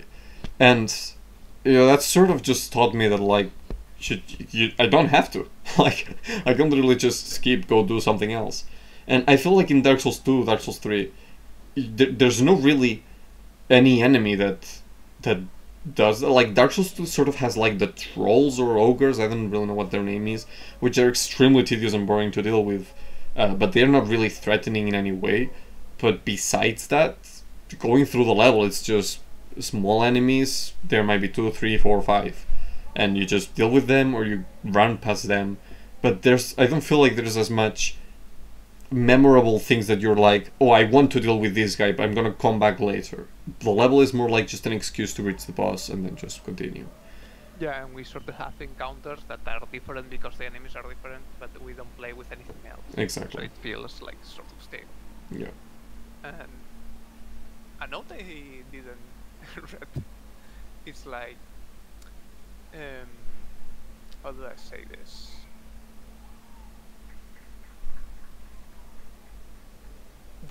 The theme of overcoming things, I think it works better in Dark Souls 1 because of the slow-paced combat and the environment, because you feel like you are not playing a game, you are in an even playfield with the enemies, which is not something that can be achieved like that easily. And playing with the environment, you feel like the enemies also do it, Yep. and you have like the same opportunities as them, so the victory feels that much better. Because in fucking Snake Fortress, I don't know the name, Yeah. with all the traps that are in the hallways that you can fall and yada yada, the enemies are placed in a way that you are likely to fall into those traps, but at the same time, and you don't have to develop any AI, you can play with that, and I think that works really well. And an example I want to show about this, I'm going to share screen. I don't know if you can record it for run. Yeah. It's this. No, why it's not showing? Ah, yeah. It's on my good friend Mutska, and I'm going to mute it. It's like in this situation, you find this enemy, and it's nothing much is going on. It's an enemy with a shield, so you have to wait to him to attack, and you punish it, and you kill it, whatever way you want, and it's sort of easy. But when you find it in this hallway that you can follow, you cannot do the same strategy because you cannot wait for it to attack and go around him. Yep. So most players, if they have this approach that you were saying, that you cannot just hack and slash your way through it, they're gonna fucking die. I wanted the rats example, which I don't really like, but let's focus on the lance guy. And you can do all sorts of stuff with the simple AI of following you and kicking you. And you can lure it, and you can throw you out of a cliff. You can change your weapon, I think. Here it does, yeah. And it forces you to experiment with more things, or you can even have the high skill challenge of just parry him and kill it. So yeah. some weapons also, when you do the jumping attack, they attack vertically. So you can like still keep your weapon, but do a more complicated input to get better results. And you might die because of a jumping attack. You might miscalculate and fall off the cliff. Yep. But yeah, and this is just with one enemy with simple AI, and just one cliff and one hallway. So I think this is the strength of Dark Souls 1 that the other ones try to replicate, but sort of fail while doing so. Absolutely. Yeah. So yeah, more things. Well, I have some notes about the interconnectivity, but it's the same that you mentioned, that in Dark Souls 1 the interconnectivity works and it's so memorable because you can do all sorts of things with it. You can hop on enemies and have different perspectives or advantages or disadvantages in encounters.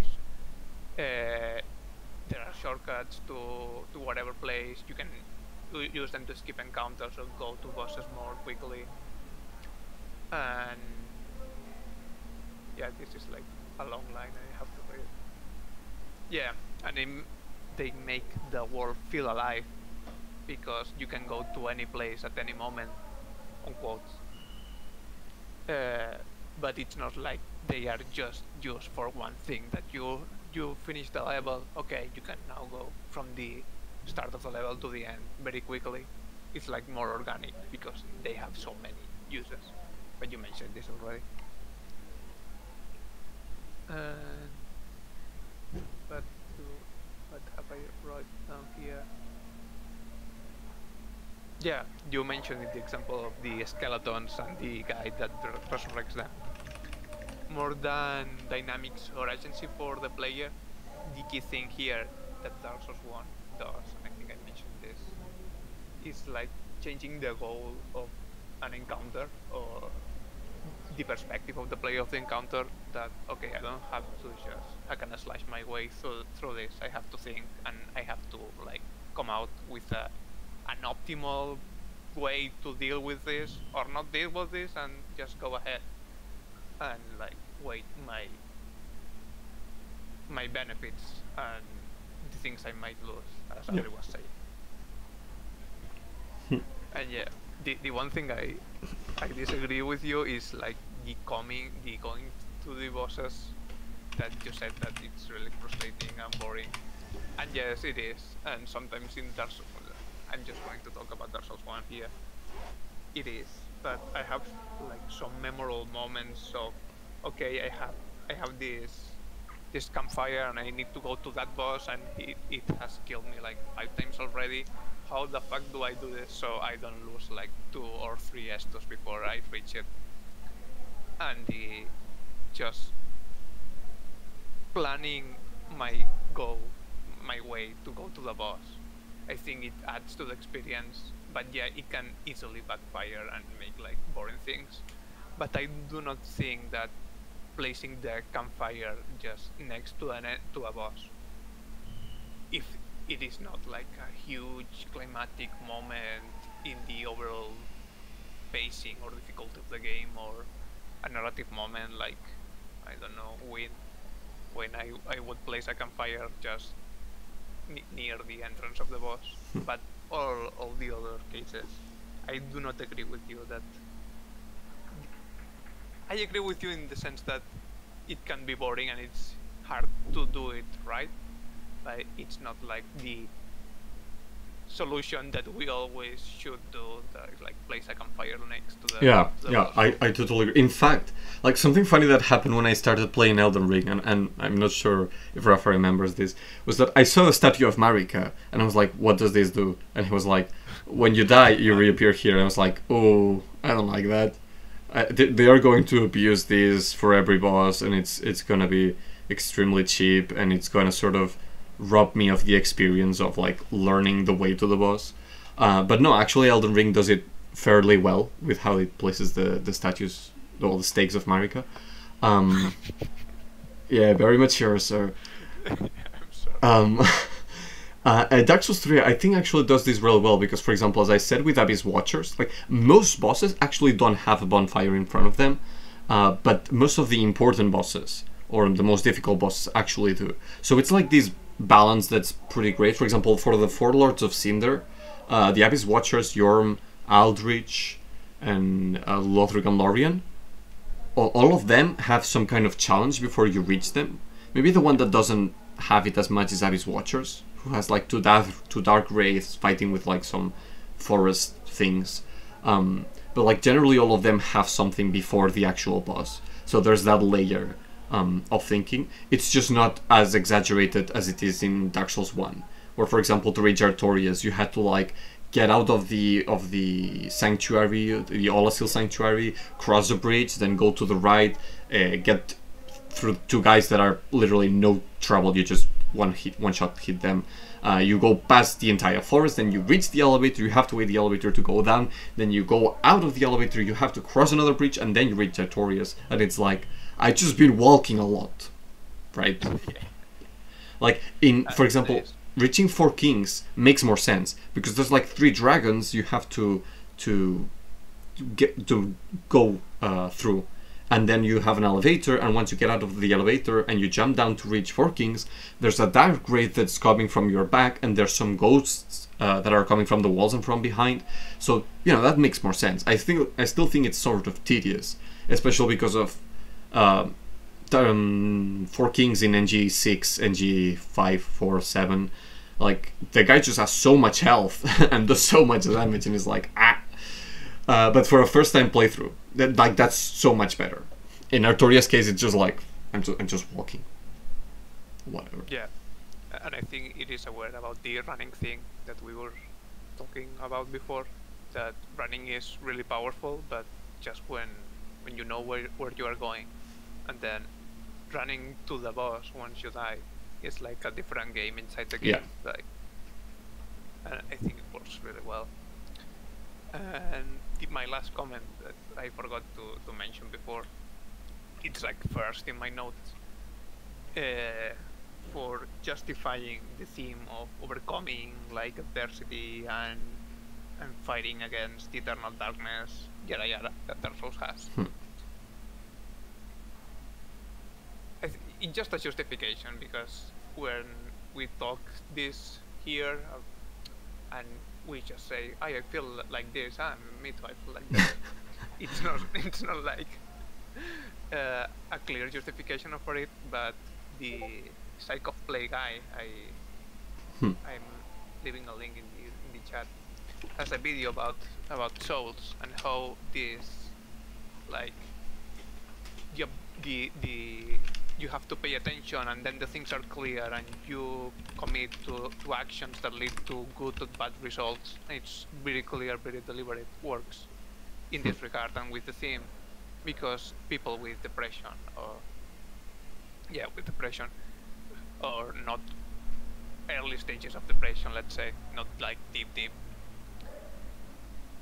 have been really motivated and have more self-esteem from playing Souls games, because it's just their actions that drive them to beat the game, and they feel like competent. Please tell me this is like your last thing you wanted to talk about. My last thing.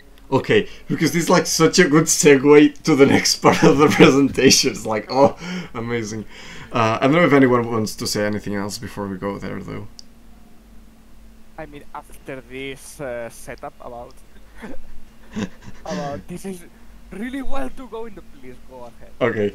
Yeah, I will not drop you. We're gonna have another section for questions later.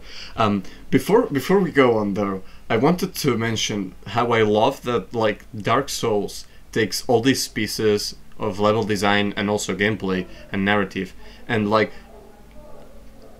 Dark Souls didn't really have a genre per se. Dark Souls was taking the mechanics that it needed to tell the story it wanted to, right?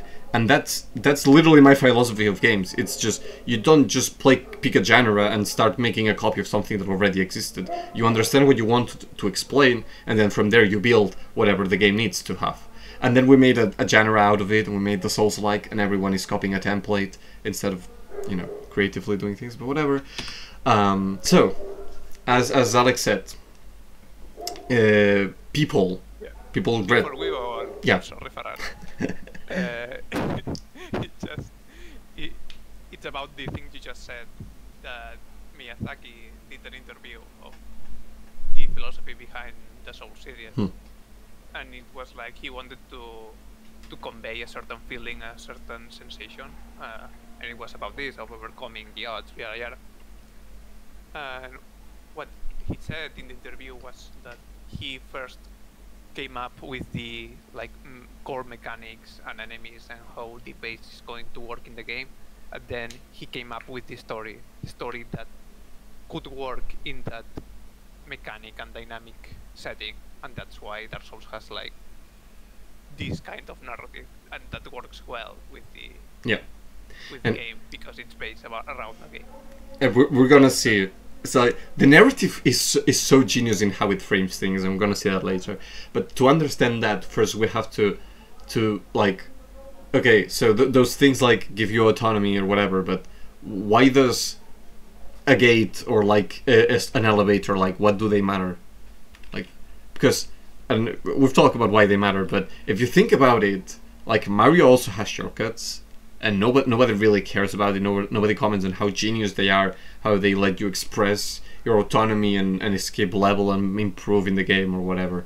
Because you know. But in Mario Kart, they do matter, right? People are much more involved in how to traverse the Mario Kart stages fast than they are involved in traversing the classic Mario stages fast. Because the classic Mario stages are about jumping and are about platforming. They are not about being the fastest, unless you're a speedrunner. Mario Kart is about being fast. So, you know, it makes sense that shortcuts have meaning there. And at the same time, also wanted to put some attention to the idea that environmental interaction is, of course, not always the best solution. And of course, there's a part to be played in how it is interacted with and how it is implemented. But for example, in Pokemon, I think we can all agree that MOs, or hidden machines, I think it's called in English, were an absolute disaster, and I don't know why they took 8 generations to actually fix the goddamn problem. They don't really incentivize interaction with your Pokemon. They don't really make you feel closer to them. They don't make you feel like you have mastered anything. You just have to waste a slot for an attack that you're probably never going to use in combat, and have that, because otherwise you cannot progress. So, you know, when I was thinking about, because this presentation I had already done somewhere else, and I was like, we ended up discussing about how Dark Souls is like this metaphor of life and whatever, and people were like very skeptical about this and was like, what's this guy talking about? And I was like, okay, let me put 5 hours of just writing notes and making drawings and things and try to reach some conclusions. And this is basically the second part of the presentation. So there's 2 things I haven't really seen discussed much in the world of game design, and which I think are very interesting, and Dark Souls fulfills very well. The first concept is active projection. So we usually have this idea of projection as a very negative thing, as like you're watching a series or a movie or whatever, and the protagonist is super bland and they are a white sheet for you to project onto. And basically the idea is that you're submitting your personality, your experience, to that character to feel better, to feel that you are better than who you really are, right? And that's, you know, usually viewed very negatively. But video games have, like, I would qualify that as a passive projection, because video games have another type of projection, which is much more active, where you're not subduing yourself to the character is becoming you, because you are the one taking the decisions. And I don't want this to sound like this is agency. It has nothing to do with that. It's not immersion, although it plays a part on how immersed you can feel in a game. And it's not necessarily role-playing, and we're gonna see later why. So, to define active projection, I put it as the consonance between what the player has to do and what the character has to do. So basically, the concept of active projection applies to performative premises. So the game is usually about go do something, and then the character does something, but at the same time it's the player who is doing that something. So to put some examples, because the definition is probably a bit confusing. So Pokemon Snap, okay, you're taking pictures, right? Your character is taking pictures, and the mission of your character, it's not really to take pictures, but you know, it's more or less about that. It's about discovering the secret of the Lumina Pokemon in this game, but a lot of getting there goes through taking pictures of the Pokemon. And of course your character is taking pictures, but you are taking the pictures. You as the player are the one taking the pictures. Celeste, I would consider, has a bit more of active projection, because the narrative of Celeste is climbing the mountain, you are climbing the mountain. The only thing that I would consider here is that the narrative of Celeste is more about overcoming depression, and Madeline is doing this through her struggle of climbing the mountain, and the player is doing it by climbing the mountain. But the motives of Madeline and the player are not really the same. So narratively, there's a bit of a disconnect, even if ludically there is a perfect correlation. Examples that I think are the best cases of ludonarrative projection would be the original Pokemon Snap, because the original Pokemon Snap was about taking photos. The premise of the original was, you take a lot of photos because we have to study the island. It wasn't any big plot, any big sort of reveal. It was just, you take photos because the Professor Oak wants to study Pokemon. That's it. And in that sense, it has a much better integration between ludonarrative, a narrative and mechanic, which at the end is what creates active projection. And I don't want to make this sound like active projection is going into ideas of ludonarrative dissonance or consonance, because there's a difference between what happens narratively and mechanically making sense and being together, and the player being able to understand and develop at the same time as the character does. And this is probably best reflected in the original Pokemon games. Like, this is probably one of the highest cases of ludonarrative projection, because the red character is about becoming a Pokemon master, and the objective of the player is to become a Pokemon master. There's literally no dissonance. It's perfect avatarization, if you will. Then, of course, there's other good cases like Outer Wilds, where your objective is just to discover a mystery. So it's not like in Pokemon Snap there was a mystery to be uncovered, but that was not reflected mechanically. In Outer Wilds, the main objective is to uncover a mystery, and what you're doing all the time is trying to uncover that mystery. So in that sense, there's a much better integration. And of course, you could miss 3776. And it's super interesting, actually, to look at all the Fire Emblems and sort of making the comparison of how they relate on this concept of active projection. Because 776 is about being a leader, taking decisions for your combatants. And that's literally what you do in the game.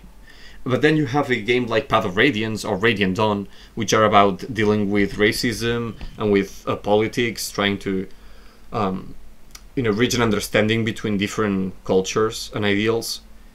But what you're doing is just hitting people with a sword, right? So it's like, I love Radiant Dawn and Path of Radiance, but the active projection in those games is just complete trash. In Fates, for example, the dilemma is like choosing between one of the two families and sort of handling how that works. And the narrative might be perfectly serviceable. Don't know, I haven't played the game. But then the gameplay has nothing to do with that. It's just Fire Emblem RPG tactics. Thracia, the narrative of Thracia, is the game of Thracia. However, we reach an interesting point, and we're soon going to stop because I want to hear whether this concept has been properly explained. But before we do that, there's a very interesting case in The Legend of Zelda, because Breath of the Wild is about saving Zelda, who has been waiting for you for 100 years, keeping Ganondorf at bay, right? But then you can just go bowling with snow. And this is not a very clear case of active progression, because you're clearly playing something different than you are, than the narrative is intending you to do. But then you can go, help the dragons or get skills from the dragons. And again, this has nothing to do with saving Hyrule and helping Zelda. But, I mean, getting their skills is useful. So, it's more useful to reaching that final end than bowling is. And, of course, fighting mini-bosses. It's not really necessary to go help Zelda, but it's going to get you stronger. It's going to give you better weapons. It's going to help the people of the land. So to what degree are we playing as the narrative intends to, and to what degree we're actually just playing as independent players? And I think this correlates a lot with Minecraft, because Minecraft doesn't really have a narrative. Like, people like to say, well, now Minecraft is about Steve being in the world and you have to... No. Minecraft doesn't have a story. Like, it has a context, it has a setup, but it doesn't really have a story. The story is whatever you want to do. It's completely emergent.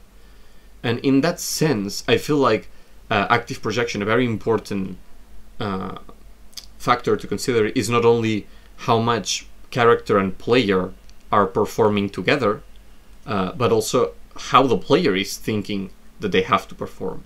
So if in Breath of the Wild they see a story but they say, I don't care about this, I am Link and I'm here to enjoy my time, and they are capable of separating narrative and story, there can be, I think I actually have, there we go, ludic projection, which is a sort of different type of active projection that is centered just in the play. You construct the narrative, so everything that your character is doing is what you would do. So we do have active projection, but we just don't have that consonance. This is more focused to games where there's no story, or where the story is completely skippable because nobody cares about it. And Elden Ring is an interesting case, we're going to talk about it, but before that, I want to hear some feedback. What do you think about this concept? Is it clear? I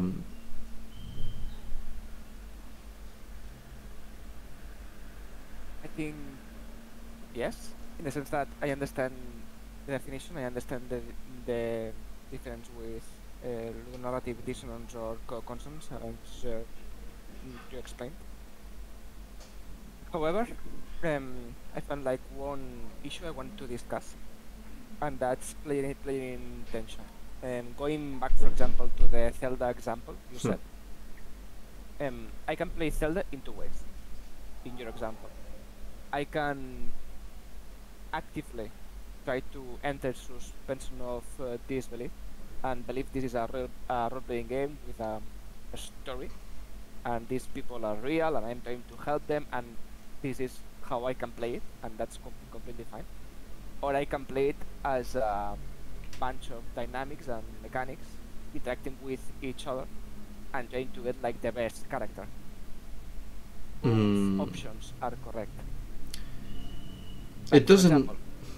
I wouldn't say. Go ahead. Yeah, I wouldn't say there's like only those two cases, and in fact, I wouldn't even say they are separate cases. But I think there's a difference in when you're playing for the story and when you're playing for the fun or for the discovery, and like you might not even realize it. And Zelda is, because I wanted to put this example precisely because of this, because it's like, when are you playing for the story? When are you playing for the fun, right? Or when are you playing, taking your own decisions, creating your own narratives? I don't think that when you play Zelda, you either take the story to face value or you're making your own narrative. I think Zelda is, especially Breath of the Wild, is unique because it manages to combine both. It manages to make sense of having the story, but then having sort of the player as Link, considering how reaching that story makes sense for them. And you know, if what they need is going bowling because being a hero of Hyrule is extremely tiring and just they cannot handle the pressure and they just have to, you know, have fun sometimes, that can be integrated in the story too. That makes sense. But with this example, what I wanted to point out was the importance of not believing that everything has to just be the character is the player and the player is the character. That you can have times in which this is broken and it's perfectly not only fine in terms of the player has their own experience and has fun with it, but fine in the sense that it can work both ways. That it can like go together with the narrative. Thank you. Okay. Anything else, guys? You wanna comment? Papu. Okay, we can move on then. So we're going to talk about Elden Ring, and it's interesting because, in fact, in class I was when we were talking, like I said, I had this like big idea that, oh no, Dark Souls is a metaphor about life, and it's so complex and it's so genius. Oh my god! And then someone told me, well, but Elden Ring is Dark Souls, like it's the same thing. And of course I disagree in many levels with that assertion. Of course they play different.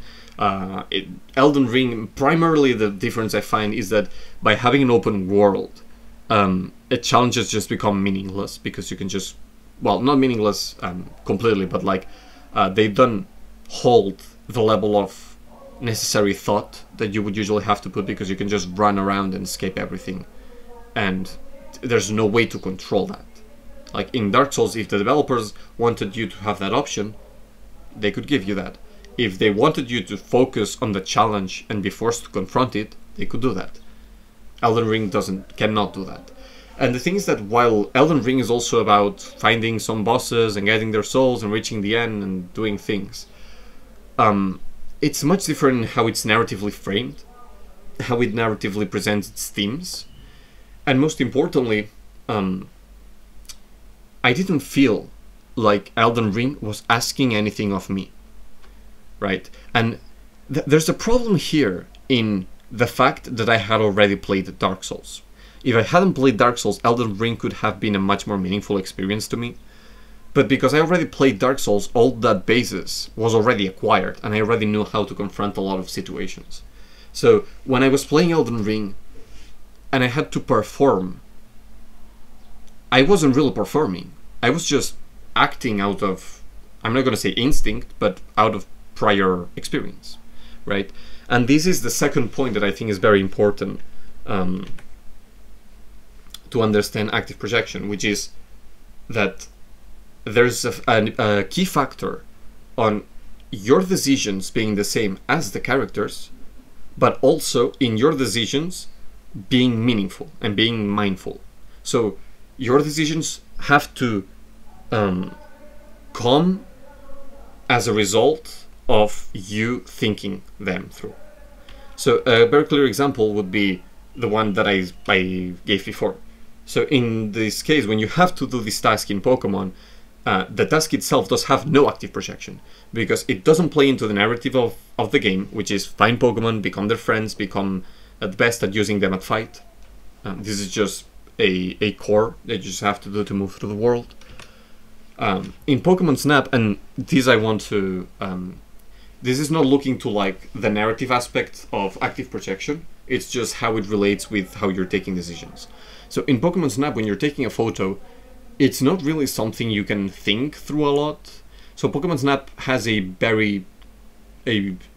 decent good active projection, I would say, but in terms of how mindful your actions are, you can gain mastery on making photos, but it's not something that you feel very intensely. It's not something that you can really feel proud. It's more like, hey, I just got a photo. It's not, I did a really good photo, it's I got a really good photo. Or at least that's how it feels to me. The Pokemon games have a bit better active projection because not only there's the narrative component being very strong, but also the mindfulness, it's much higher because you're taking much more informed decisions. You have to consider, is this attack physical or special? What's the typings? What possible attacks could the opponent have that could hurt my typing? Or even things like, what kind of build do I want for my Pokemon? What kind of team composition do I want for my Pokemon? When you reach the point into which decisions are automatic and the answer to the enemy has a water type Pokemon is that I throw in my grass or electric type, then you have a problem. And this is why Pokemon, I decided to put it relatively low in the spectrum, because while I think it has a lot of potential to achieve mindful decisions, the formula has been so exploited, has been so unchanged, and has been kept so easy to play through that it doesn't really reach the point in which you feel mastery, or a meaningful mastery at least, which is what leads to active projection, especially in this context of this narrative that is about becoming the master of Pokemon battles. Outer Wilds in this sense does it much better, because as I said, the whole unraveling the mystery of the game is being done practically all the time by player thinking on how they can progress that mystery. My only problem with Outer Wilds is that sometimes you have to find things, you have to go explore, and you just find them because you got out there, because there has to be something everywhere, so just by going out there you're gonna find things, and in that sense the decision is not really being very informative. I find that the maximum exponentials of this are Thracia, where the game is ruthless. The game has really bad things in store for you, and this makes that every decision that you're taking, you're considering it, and you're making the effort to take it seriously. And because that's exactly what Leaf is doing in a narrative, it is that it achieves such a high active projection. And of course Dark Souls falls into the same category. I would consider them more or less at the same level. Dark Souls is giving you all those tools, all those gates and elevators and different swords and whatever. All of these is so that not only the character has to struggle, which is the same that the player is doing, so there's that consonance there, but also that the decisions that you're taking are meaningful, and so there's an even higher level of active projection. I'm gonna sneeze. I'm not. Okay. Before we finish, so a little bit of closing statement, and it is interesting because you would usually think it's just make the game difficult, and then with that difficulty you can achieve a... No, I'm not gonna sneeze. You can achieve a better coordination player character. But for example, Thracia 776 doesn't really shine because it's hard, or rather its hardship doesn't come naturally. Like, it's not something that you are going to obligatorily find. What I think Thracia shines the most is when the player goes from I'm just trying to finish the game, and the player tries to actually thrive in the game. It's not just reach the end of the map, it's thinking beyond that and being like, hey, this weapon's gonna get wasted in like 2-3 maps, I'm gonna need something better, and this guy's got something better. And of course reaching this guy is like god damn it, I knew I would. And of course reaching this guy is like much more difficult, because there's like, it's like in a point in the map where there's lots of enemies or whatever. And when you're trying to take that active role of being the leader, Thracia then just sort of shows its hand, and it is really the moment in which you have to face a challenge. Like, if you just play Thracia for the sake of completing the game, I don't think Thracia is that good of a game. And something similar happens with Dark Souls. Well, we're gonna put examples now, but something similar happens to Dark Souls, which is like, if you're just thinking that you can destroy everything with your sword and finish the game, yes, you can play like that, but the game shines when the player is following the ideas that the game is setting. And so examples in Thracia 776 is, for example, recruiting Xavier, which is an absolute pain in the ass, but you can just go and kill him and not make it your ally, and that's completely fine. This map, which is like probably my favorite meme of Thracia 776, which is like, you have to stay in this city and defend it, and you just have to hold some choke points for 10 turns. But then there's this guy who's like super good loot, and one of the main mechanics of Thracia is that you can capture enemies and steal their items, right?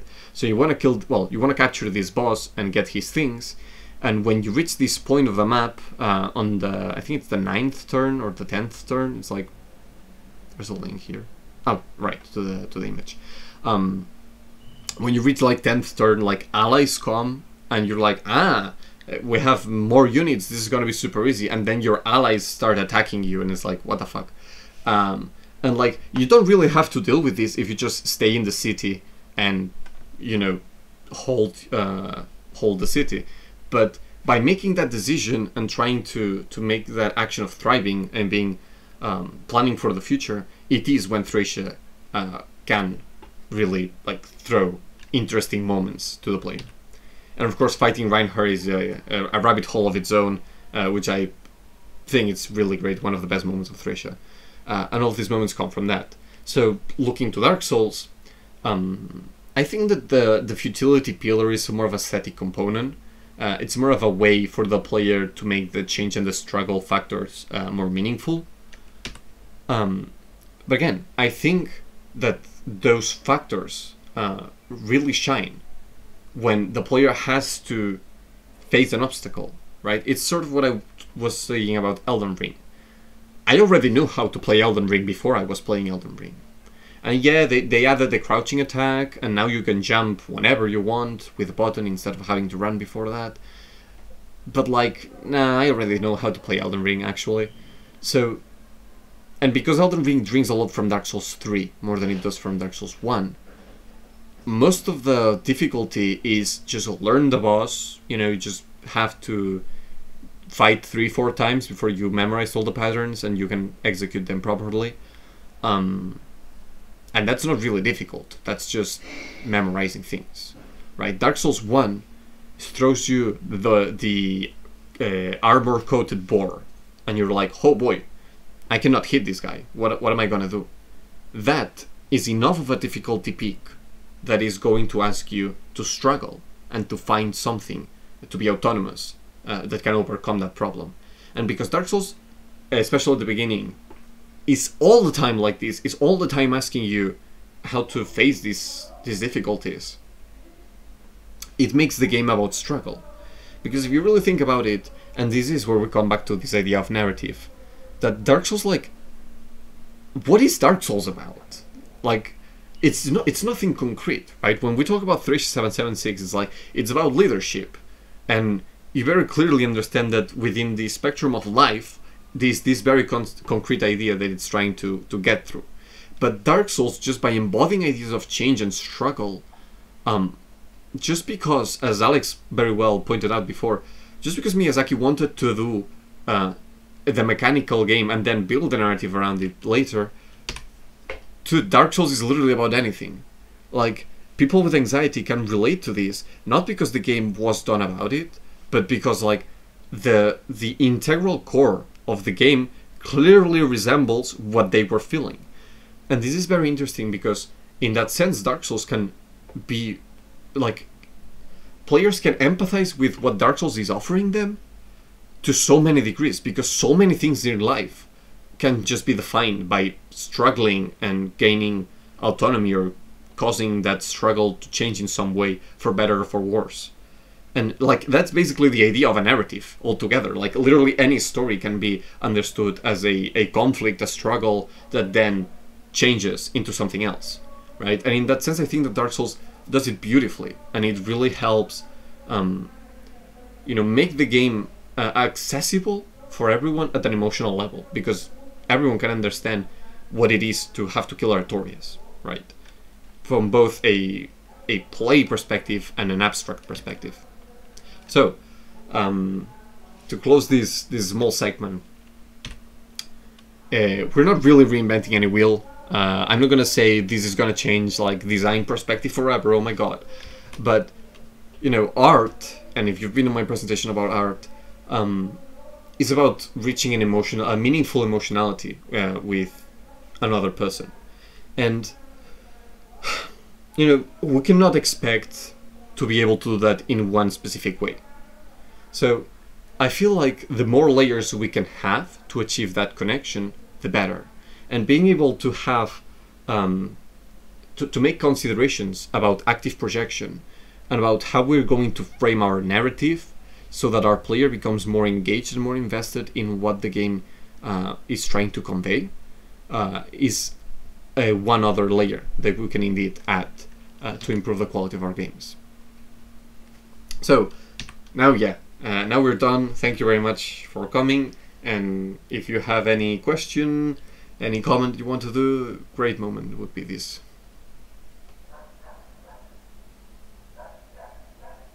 First of all, thank you for the slides and for the presentation. And now we can start with the questions. I don't know if Alex, you have some. No, for this part, not really. Go ahead. Okay. So I have just one. If you can go to the prior slide. Yes. About Dark Souls being about anything. I resonate to some level about what you say, but I think that is something that can be implied into any game. Yeah. In the end, most games, bearing some really niche exceptions, follow like the same meta concept of you have an objective. Here is an obstacle, and once you overcome this obstacle, you are rewarded with your objective. That resonates with everyone about how life works in general. But the thing I think is genius about Dark Souls is that, like, games are mostly based on this premise, but on a mechanical level. Things that Dark Souls translates this to the narrative level. So, like, because it's what for example, the example I took with Fire Emblem Fates, in which you have two families, and you have to side with one family, and the other one is going to get angry, and there's going to be conflict, right? So, of course, the game has conflict as its core, but what you're doing mechanically and what you're doing narratively, completely different things. Narratively, you're trying to decide, who's right, how can we make this situation better for everyone. Mechanically, just killing soldiers of the opposing faction. Completely different. The Dark Souls narrative is about change and struggle. And, of course, mechanically, it gets complemented by that. But most games, while they do have that mechanical part, narratively they try to like adapt to something else and like present their own ideas and everything, completely disregarding the idea of active projection, because nobody really talks about it. It's just you make a game that's fun and you have some narrative that is engaging, boom, you have a great game. That's enough, no? Yes, exactly. And it's like, well, yes, but you can do it better. And Dark Souls does it better. Cool. Thank you. I think I now understand more your point of view.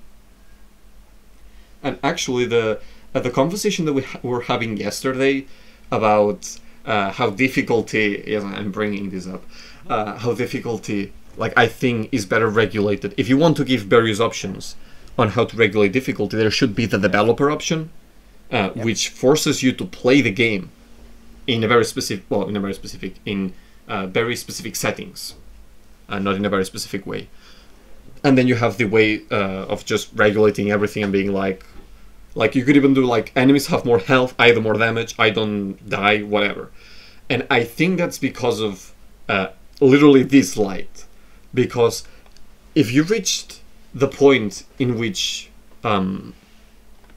like you have to struggle and you decide that struggle is too much for you, if the game is not, in fact I would actually say that the slide would be this one, if the game is not forcing you to take its mechanics into consideration and make the change into your usual mindset to the game's mindset, making that process hurts. It literally tires you. It's like, I don't want to do this. I think in one way, and that's the way I want to keep thinking, because it's the easy way to do this. So I think that in terms of having difficulty changes and everything, it completely negates this concept, because we're jumping into the part in which you can just act. And you know what is curious, and I wanted to convey this with the example of Elden Ring, is that the challenge in itself doesn't necessarily boost active projection, because ludonarrative projection is going to be dependent on how the game presents the narrative in contrast with how the player plays. And as we saw with Breath of the Wild, this has its caveats. But there's this secondary factor that is how much of what the player is doing is actually being, like how much of it the player feels like they are actually doing it, and how much they actually feel it's just coming out naturally. And if they don't have this resistance, if they don't feel like they have made that change, how could possibly they relate to a character that has done that change? Is my point conveyed here? Yep. And basically that's why I thought it's like changing the options of a game, it's like it's fine because it lets people enjoy more of the game, but what's the point of letting them enjoy the game if they cannot really like have the experience of the game? Which is sort of like what everyone already discusses when talking about this topic. It's just that we focus a lot on it should be one side or it should be the other. And when you talk about that game in which the like max difficulty was like unchangeable because that's the experience you were going for, it was like, yes, active progression, of course, that makes sense. Okay, so I don't know, any other question? I don't know how long we've been here. No, not really. Just want to point out that, yeah, I agree with you, Ferran, that the discussion about difficulty is, for me at least, about we have like a game experience that we want the player, a target player, to experience, and we know it works. But do we allow the difficulty to go lower or higher for player reasons that they can enjoy the game without this much struggle, or for financial reasons that this the game will sell more this way? Yeah. But yeah, just want to point that out. Yeah. And yeah, thanks for the slides, thanks for the presentation. I sort of agree with what you told in the presentation and what you discussed with Adri. So yeah, thank you. Just like, because the problem really is like how to integrate this in like a sensible framework, because it's like, and I mean this happens a lot with narrative, which is like when you really start thinking about what do I do with this, no? Exactly. It's like you start with the mechanics because that makes sense, but then you reach a point in which is like there's so many factors to sort of you have to put together, and it's like I feel like the way in which, and again, like I've never worked professionally on on game design, so like maybe I'm just talking shit, but like I feel like there should be better ways of approaching design than not just we have a cool prototype idea, let's go with that. Because while it is true that limiting yourself early on is going to be positive on coming with creative ideas, it shouldn't, like these limitations should be of a creative type. They should be limitations that improve the final result, not limitations for the sake of developing something. And like, because those things are not really discussed by anyone, because everyone is so focused on doing mechanically fine games or selling or whatever, and it's the idea I was talking about before about Souls-like, right? The idea that this genre exists, and now everyone that wants to do a game that resembles the idea of a Souls-like has a certain bunch of things they have to consider. But for example, nobody talks about active progression. Nobody talks about how critical and golden path can merge into one thing to create shortcuts within one level that don't require interconnectivity. Like, no one talks about that when discussing Souls-like. Like, Souls-like is just, this game is hard, you have souls and bonfires, and it's like, what the fuck? But yeah, that's gonna be work for future me, because right now I want to go drink water. Fair enough. Yeah, about this, just a quick comment. Yes. From what I gathered from the thesis, it's like when you say it's true, but at the same time, and this is something that the director or head of studio of Platinum Games said, that this feeling or this like interconnectivity between all the factors of a game is so complex and so massive in scale and in complexity as well, that it's really hard to write down and write a framework around it to work with it. Yeah. And not just to work with it by yourself, but with your team. And often they're not, if you want to have a somewhat quick development cycle, you have to go with things that are more easy to comprehend. And if you know that you can, Platinum Games, as he said, doesn't do that much documentation and stuff like that. You have like very long development cycles with a lot of changes, which is not ideal for the team nor for the company. Then let me rephrase this. It's not so much about developing a framework. It's yeah, it's not so much about developing a framework as it would be developing the mindset. Because I feel like that's the problem, that lots of people want to design their games because they love games in their own specific ways. And I feel like people are not illustrated enough. They are not like properly taught how to understand games. And it's like, it's reaching that point of what is a game really? Like and of course, like there's gonna be differences, and I want that diversity to be in the industry, but it's like understanding that everything has to be, like, not necessarily everything has to be connected, but everything has to build into something bigger than itself. Like, I think that when someone has been working enough time with that idea, how more naturally it comes to them would increase the speed at which the production cycle could develop. But of course, like nowadays, just people don't really understand. People don't stop to build their designer knowledge before they build their video game knowledge. So like they play, and they define what they like the best, but they don't really understand why they like it. Yeah, I get what you are saying, and I agree that some people are like this. But there is a quote from a book, What Video Games Teach Us About Literacy and Learning, that what you are saying, if we forget the intrinsic rules that we were designing games for, and we just like copy and paste without thinking what is their purpose, we end up with games that work but are shallow in nature. Yeah. But more than that, what I'm saying is like, even though, let's put an example. Let's say that you go with this mindset to a development team. You might have this mindset, or you might have the drive, or you might have with time, the implication to the project, or the feeling that this should be done like this. But the team, and not even the design team, all the other aspects of the team, they do not have to be like this. So you have to come with a way to synthesize your ideas so they can understand them. And what I think this happens with lots of games. And yeah, we have like the creative genius like Steve Jobs, like that. I was literally going to do this. But yeah. No, but this is a different example. In terms of communication, you mean? See, this is an example of almost a one-man game, or I don't know if it's a one-man game.